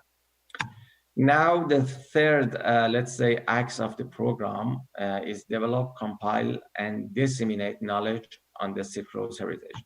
To this end, one of our major activity is the Silk Road Online platform. It's an a website or some sort of the database that I will present it later, that tries to promote the shared heritage of the Silk Road. Also, we are right now developing an interactive atlas. and also a thematic collection of cultural interactions along the Silk Roads. With regard to the platform, as I mentioned, this platform or the website or the database aims to compile and disseminate on a weekly basis knowledge on the shared heritage and plural identities along the Silk Roads in English, Chinese, Arabic, and Russian. Also, it promotes different initiatives on the Silk Roads around the world. And this is the link of the platform that I invite you to visit and also to see how does it work. Now, here are the core activities that I do think that is related to the activities of ICHCAP and also ICAS, that certainly we can find fields of collaboration within this interactive atlas and also the thematic collection of cultural interactions along the Silk Roads. First of all, this project aims to identify and promote concrete fields and elements that have facilitated and have generated from the cultural interactions and exchanges along the Silk Roads. It also targets experts and also general public, and it's retraced the historic and geographical imprints of these exchanges along the Silk Roads. Also, it tries to illustrate the various pathways and networks that developed and facilitated the circulation of ideas, lives, knowledge, crafts, goods, and instruments along the Silk Roads. And finally, in total, this, project has identified 18 thematic themes that will cover the shared heritage of the Silk Roads in different, fields. If I want to summarize this initiative, you know, everybody after almost 3 decades of advocating for the Silk Roads as the roads of dialogue, exchange, interaction, knows very well the importance of these roads in general. But what we try now to do through this project is to concretely show what has been the outcomes of these exchanges, what has been resulted of these interactions along the Silk Roads for over 2,000 years. To this end, as I mentioned, we have identified 18 themes as I present you here.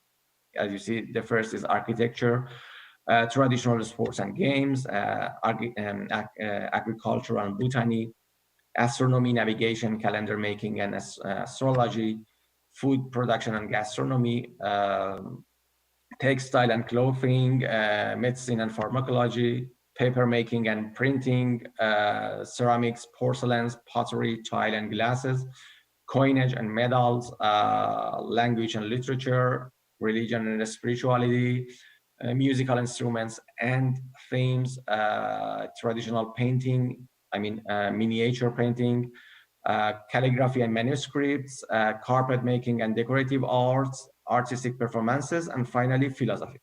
As I mentioned, we try now within each of these 18 themes to show concretely what is the outcome, for example, of exchanges in the field of traditional painting, in the miniatures. Now everybody knows that originally these kind of miniature are coming from the East Asia, from Japan, Korea, and China. But then they were passed to Central Asia, and then they took the, cultural level of Central Asia, and it became even more interesting, more, expressing, if I may say. And then it went even to Anatolia and Turkey by passing through Iran, Afghanistan, everywhere. So we want to show this concretely for general public indeed. Or in the field of, calligraphy is the same thing. So far, we have launched these themes, food production and gastronomy, music and musical instruments, traditional sports and games, textile, clothing and accessories, and religion and spiritualities. For instance, in the level of music and musical instrument, it was interesting for myself that one of the major musical, shared heritage along the Silk Road, especially from Mongolia to Turkey, by passing through Caucasus, Iran, Afghanistan, and Central Asia, is Mugham. Certainly, you know Mugham music that is shared by all of these nations. But we tried here to show how it traveled from one region to another region, and then it became diverse, and how it is now shared as some sort of ethnic and national heritage by different people along the Silk Road. Also, we are planning to launch these themes in short, arts and artistic performances, miniature and traditional painting. Especially, we had an exchange with Academy of Arts of Uzbekistan, and they are very interested in order to support us for this. We are planning to launch the carpet making theme with support of Carpet Museum of Azerbaijan, that they want to support UNESCO for developing the content of this theme.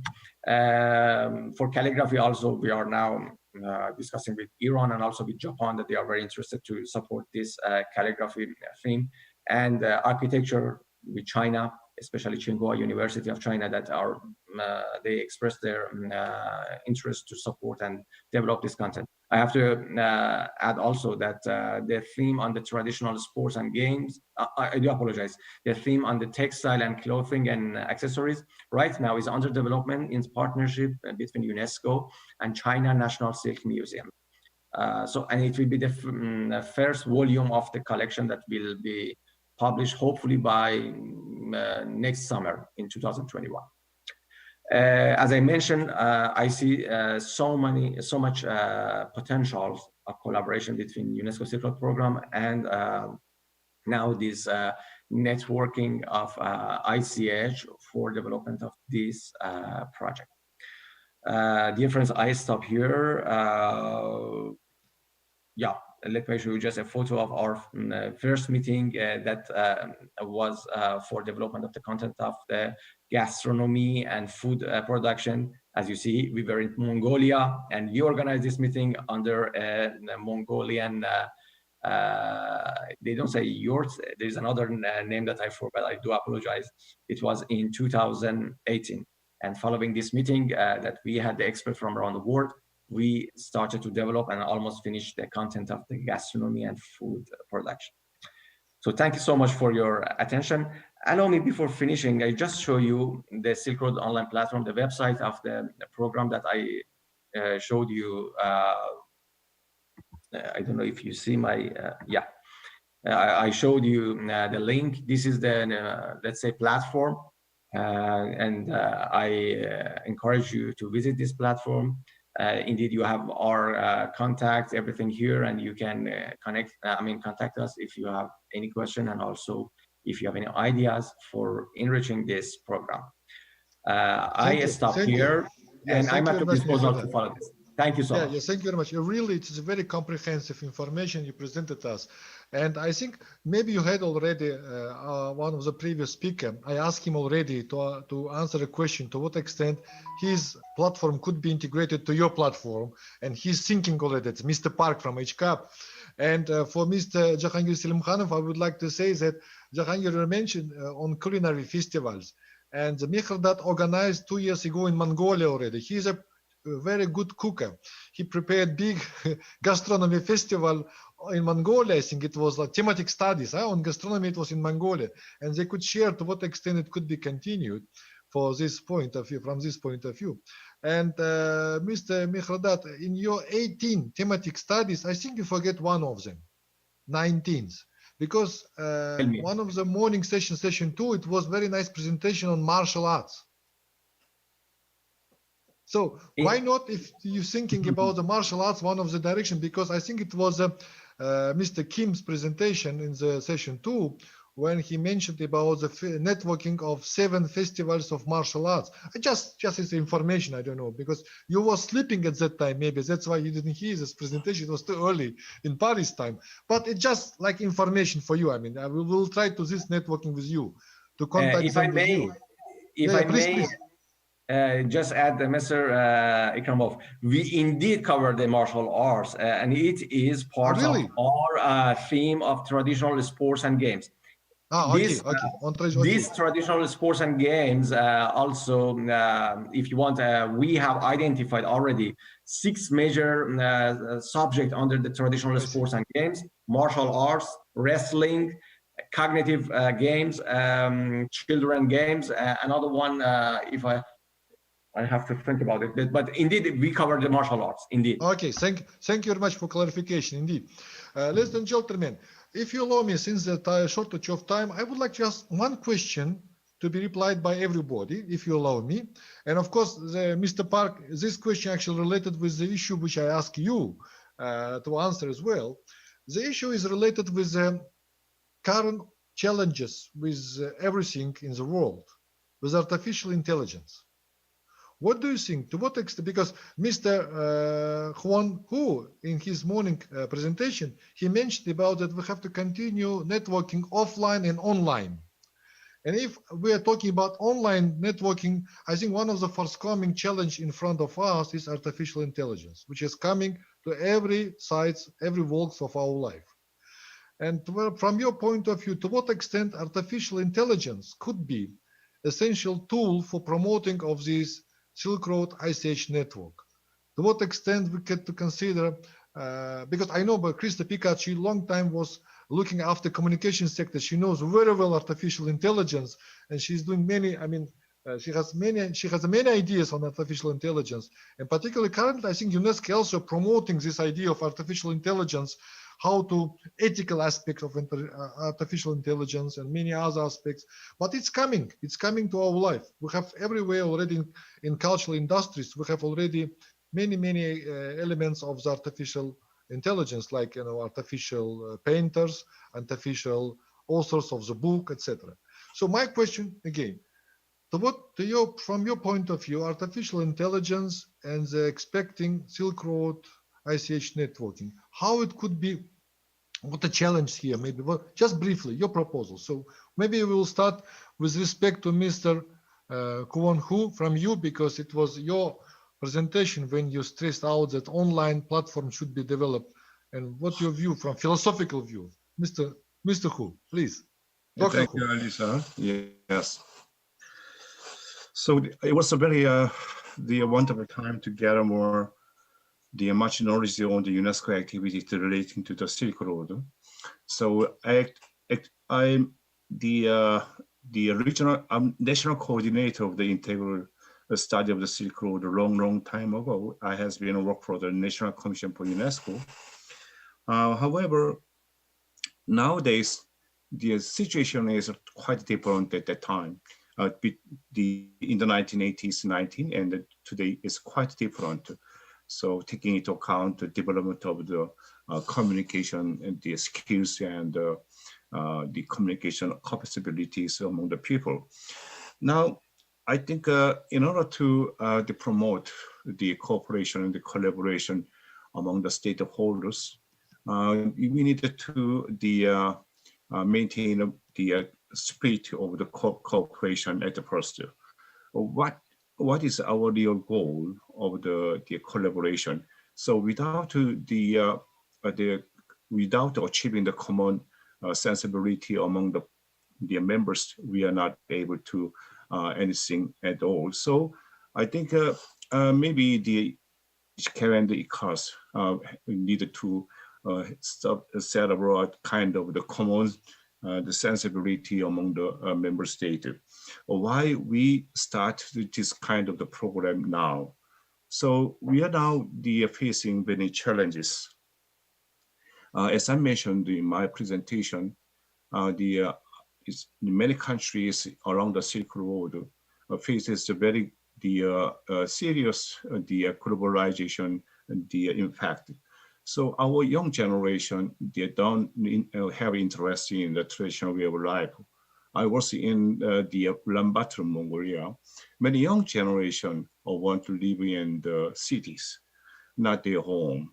So it is the social crisis and the social isolation, and then this is the destroy of the traditional way of life.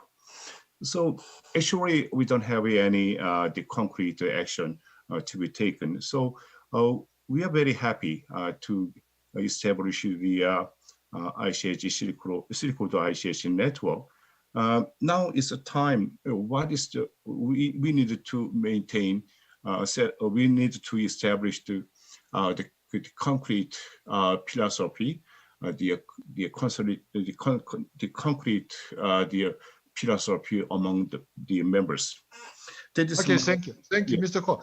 Yes, thank you. I understand. I understand your concern. Krista, you are maybe also have more information about AI. What do you think AI and Silk Road platform, online network? Just in 5-10 seconds, just maybe Yeah, we should I think elaborate some- I will probably let my colleague elaborate more on the online platform, because when we look at the activities that UNESCO conducts on the Silk Roads in the region, it's a little bit far away from artificial intelligence and megadata at this juncture. But we, of course, we saw the impact of the COVID crisis on our lives, and the fact that we were no longer able to even conduct face-to-face meetings. So most of the capacity building activities were now moved online. Of course, with a kind of mixed package of success, because in some countries this was quite easy. In other areas, for instance, when our target groups were in mountainous, remote areas, we had some challenges of connecting people to participate in these trainings. But we do actually have revised the concept or the approaches of the Silk Road project a little bit in light of the sort of move towards online era. I see. And the fact that we now, as I said, are working on a virtual exhibition on the Silk Roads and digitizing the artifacts of the museums. As well as we are collaborating with the another organization which works with support from European Union on e-commercialization, trying to help craftsmasters actually have an online presence so that they can sell their products online. But I'm sure that I understand. Mr. I understand. will have And Mr. more Selim Khan, about- what do you think? I understand. What do you think briefly on artificial intelligence? What I would say is that you are now touching extremely interesting area, so which couldn't be now discussed very briefly. I think maybe it should be a topic for the next meeting, because we all have to think about. But what I should tell now from the onset is that what you call, artificial intelligence is about big data. So there could be a lot of information put for machine learning in order to produce new forms and to see the mechanism. New knowledge. Yes, new knowledge. Yes. No, this is the first task. The second is that more immediate applications could be what is called AR, augmented reality, and virtual reality, VR, AR and VR. So I think it's good prospects to work on this direction in order to spread and disseminate our heritage on new tools. So thank you. And Mr. Park, so now first question, just briefly, yes or no, could you integrate to the Silk Road online platform your ICH links? Yes, no? I think yes. Yes, no? Yes, okay. Second question, artificial intelligence, what do you think? To what extent is possible to go further? That's quite a broad question, but as for your question raised over the dynamics between the artificial intelligence and our real life, I am with the idea that the online platform cannot and will not stand alone without any offline activities in the field. So they are more like supplementary relations that should benefit from one another. Because even if we create an online platform, we cannot sustain the viability of such platform without local engagement. And this local engagement can be made possible with the full-scale cooperation with the member states. So I believe that the member states' engagement in these emerging platforms will flow back into the development of the artificial intelligence. Because, Mr. Park, why I'm asking you, because in your presentation, you mentioned about your recreating of the primary sources to make second layer. But who's doing this recreation? It could be done by human body, or it could be done by artificial intelligence, because it's a big data, it's a big information. And if it will be done by artificial intelligence, to what extent it's going to be dots. You understand? I have a question, because recreation of, it's a big data of collection of big data information on the ICH along the Silk Road, indeed. And who will do this recreation of the first layer to the second layer? Because you mentioned that in your platform, Most important is the second layer, which is based on the first layer. And you recreating first layer. And who is doing this job? Is done by machine or is doing by human being? But it's okay. It's a philosophical question, but think about it. And Mehrdad, my last question is to you. To what extent artificial intelligence and Silk Road online platform, do you have some projects in future? You know, indeed, please. Yeah, please. Sorry if I was interrupting you. May I answer your question about who will be the one that creates the second layer, the information and content for the second layer? Okay, we believe that the artificial layer is deeply correlated with the machine learning, and out of the machine learning that flows back into the artificial layer, we believe that these technologies will be helpful to create the topics and the themes that are emerging at each time. And these topics and the resources will be delivered to the Secretariat and also to the partner organizations that we are working with. And we will be the ones that would create the content and the information with the advanced ICT technologies for the second layer. So Okay, I hope I understand. I understand. Yeah, it's a future oriented. And Mehrdad, just briefly, what do you think? Yes or no for future? Are you going to support this artificial intelligence in Silk Road online platform development? Of course, if we can, let's say, take advantage of the potentials of the artificial intelligence, why not? We will do it.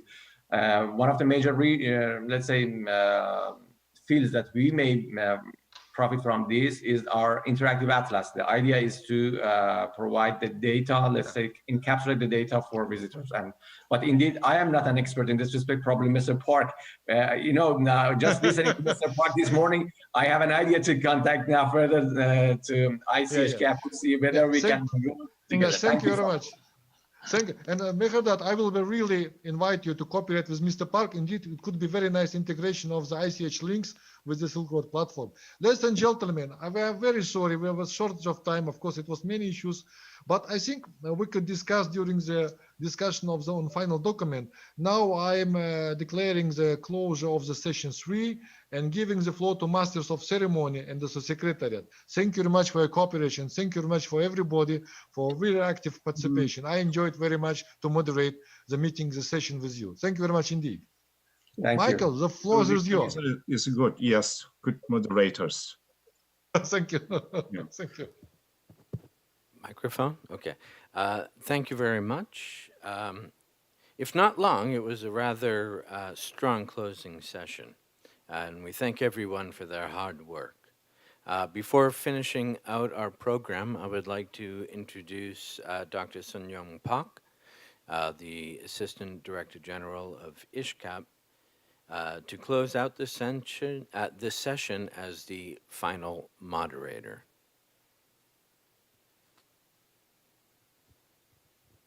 Okay, thank you, Mr. Michael Peterson. As we have, finished the two-day, the programs, which was very intense and comprehensive. Let me briefly highlight the topics of the programs.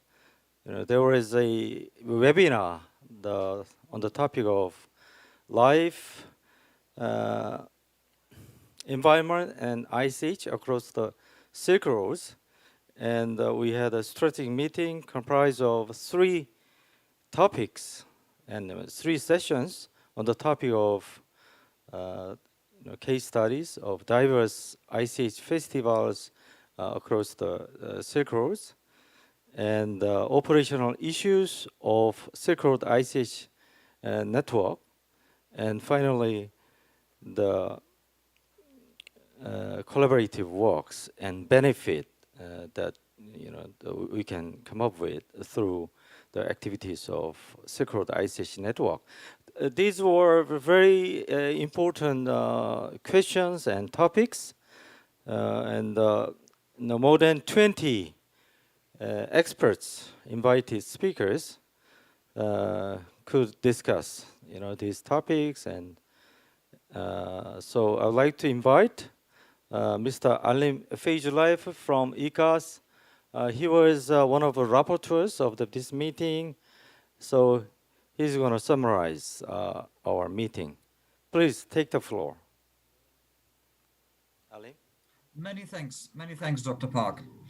To summarize and what we have discussed, I am going to present the rapporteur report. The Life Environment and ICH along the Silk Roads webinar and the Silk Road ICH Network online strategic meeting have been arranged jointly by ICHCAP and ICAS to facilitate the exchange of information, knowledge, and experience related to establishing and maintaining the ICH-related networking systems. The event was arranged as a combination of a webinar and 3 sessions grouped in 2 days and attended by a number of experts and practitioners active in the field of ICH. The 2020 Silk Road Networking Declaration was prepared as an outcome of the webinar and the online strategic meetings. Below is the summary of the principal observations made during the webinar and the 3 sessions of strategic meetings. The system ICH safeguarding is subject to continuous change, where approaches and practices are evolving, and so do the international documents, which regulate the various aspects of it. Considering the leading role of UNESCO as an international coordinator, it needs to be admitted that the role of networks has to be further strengthened. Communication and international cooperation mechanisms were found to be the key to building effectively functioning ICH networks. All ICH domains need to remain in the focus, whereas special attention shall be given to those representing the values and features of the Silk Road. ICH is shared by countries and regions with no regard to religion, language, or cultural differences, and is essentially common achievement that shall be jointly protected and promoted through a variety of tools, of which networks are among the most advanced. Knowledge sharing, awareness raising, and capacity building are crucial elements to support the sustainability of the ICH, creating the effect of synergy. All the means available have to be employed to ensure the widest access to information. Contribution by emerging professionals was identified to be another means of maintaining the sustainability, ensuring the transmission of ICH to future generations. The challenges for ICH preservation and promotion vary internationally and depend on the strength and contribution by key actors, namely local communities, individual experts, NGOs, authorities, and many more. ICH was found to be a tool for social integration, maintaining national identity and solidarity. Thank you. Thank you. Thank you, Alim. Your report is, rather brief, but really well arranged in a concise manner. Yes, actually, we're going to distribute that report to the participants, and as was mentioned in your report, we could discuss developing the draft declaration to sum up and the final result of the meeting and program, and illustrate the way forward for the future follows up. So I would like to ask you to introduce the draft Silk Road Networking Declaration. So please Many go thanks, ahead. Here I'm presenting the text of the 2020 Silk Road Networking Declaration. The participants of the webinar on Life, Environment, and ICH along the Silk Roads and the online strategic meeting on Silk Road ICH Network that were held on the 18th and 19th of November 2020. Thank ICHCAP, the Korea Central Asia Cooperation Forum Secretariat, and ICAS for organizing this timely online meeting. expressing appreciation for the constructive collaboration of all 22 partner organizations, which created a good opportunity to exchange our experiences and expertise and to discuss the possibilities and modalities for establishing a Silk Road ICH network. Bearing in mind the cycle of annual sub-regional ICH networking meetings, which were organized by ICHCAP in cooperation with UNESCO and member states in Central Asia from 2010 to 2019. Recognizing that the online meetings were organized to align with the objectives of the International Decade for Rapprochement of Cultures 2013 to 2022, the Silk Roads online platform of UNESCO, and the 2003 Convention for the Safeguarding of the Intangible Cultural Heritage. Examining case studies throughout the Silk Roads region to gain a better understanding of the previous and current situations, as well as the status of networks along the Silk Road. Taking note of the decision of the Silk Roads of Dialogue at the 206th session of the Executive Board of UNESCO and resolution of the 37th session of the General Conference of UNESCO, recognizing the Silk Roads as a unique historical example of international cooperation and dialogue. Reviewing the diverse networking mechanisms available for the Silk Road Cooperative Network.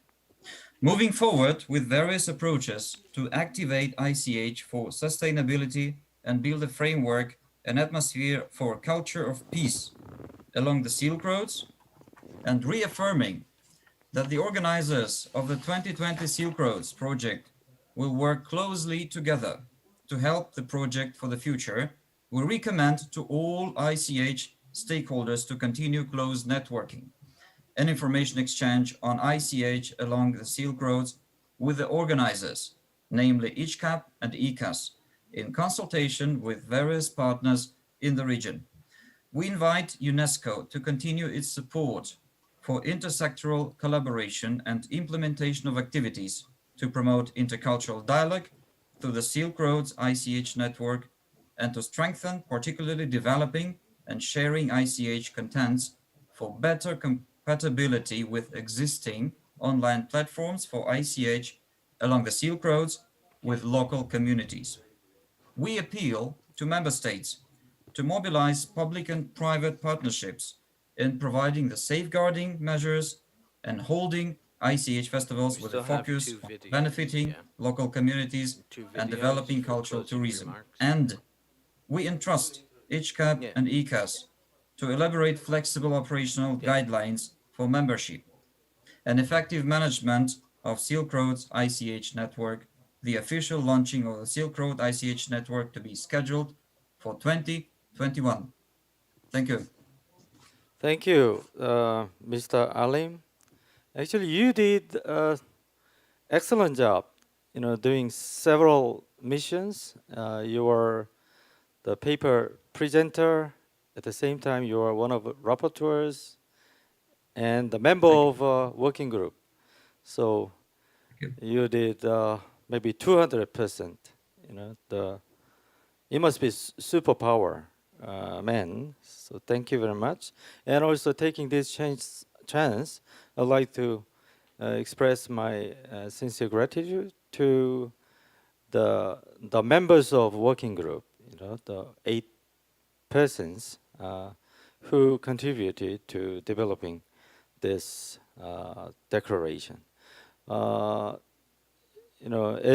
you can be aware, this document is soft, document, not hard, and actually definitely not legally binding, but to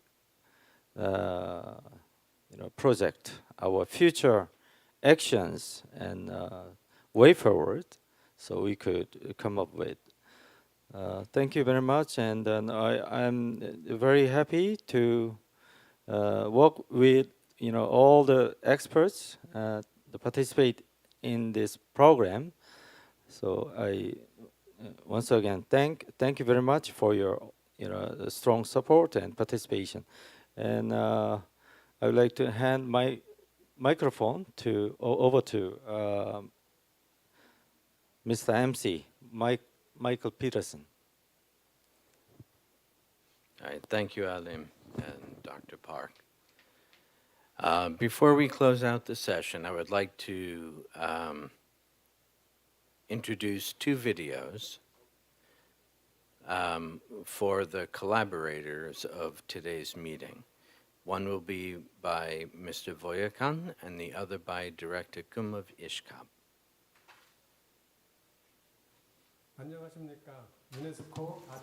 Good morning, good afternoon, good evening, ladies and gentlemen. My name is Ki-hong Kim. I'm the Director General of ICHCRAP. Thank you very much for coming to this 2020 Silk Roads ICH Networking Conference, and I would like to extend my congratulations to you for completing this seminar and despite the challenging situations. The Silk Road has been a very important arena for cultural exchange and East-West trade. I think that Nowruz, in the case, the Spring Festival, has been inscribed commonly by many different countries. There are many different festivals across the Silk Road region. Through this conference, I think that we were able to share the experiences of different festivals along the Silk Road route, and was a very important way for us to facilitate cooperation in ICH. To establish the Silk Road ICH network, we have many different discussions, and I am very pleased that we had this conference to foster that cooperation. The Silk Roads region and UNESCO ICHCAP will continue to work towards the safeguarding of ICH going forward. Going forward, I hope that all of the experts who have participated in these conferences and the 21 different institutions along the Silk Road region can engage in cooperation and friendship. I would also like to thank the Korea Foundation Korea Central Asia Cooperation Forum, Secretariat, Kim Sung-in and Dmitry Voyakin of ICAS, Oh Eun-kyung of Dongduk Women's University. Thank you very much. He did his best to organize this important international gathering. Dear participants, once again, let me thank you all so much.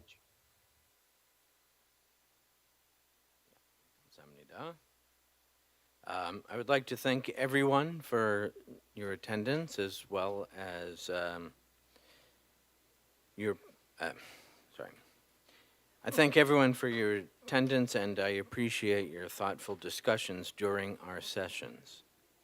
And we look forward to further discussions as we move our projects forward. And with that, I would like to close out today's meeting.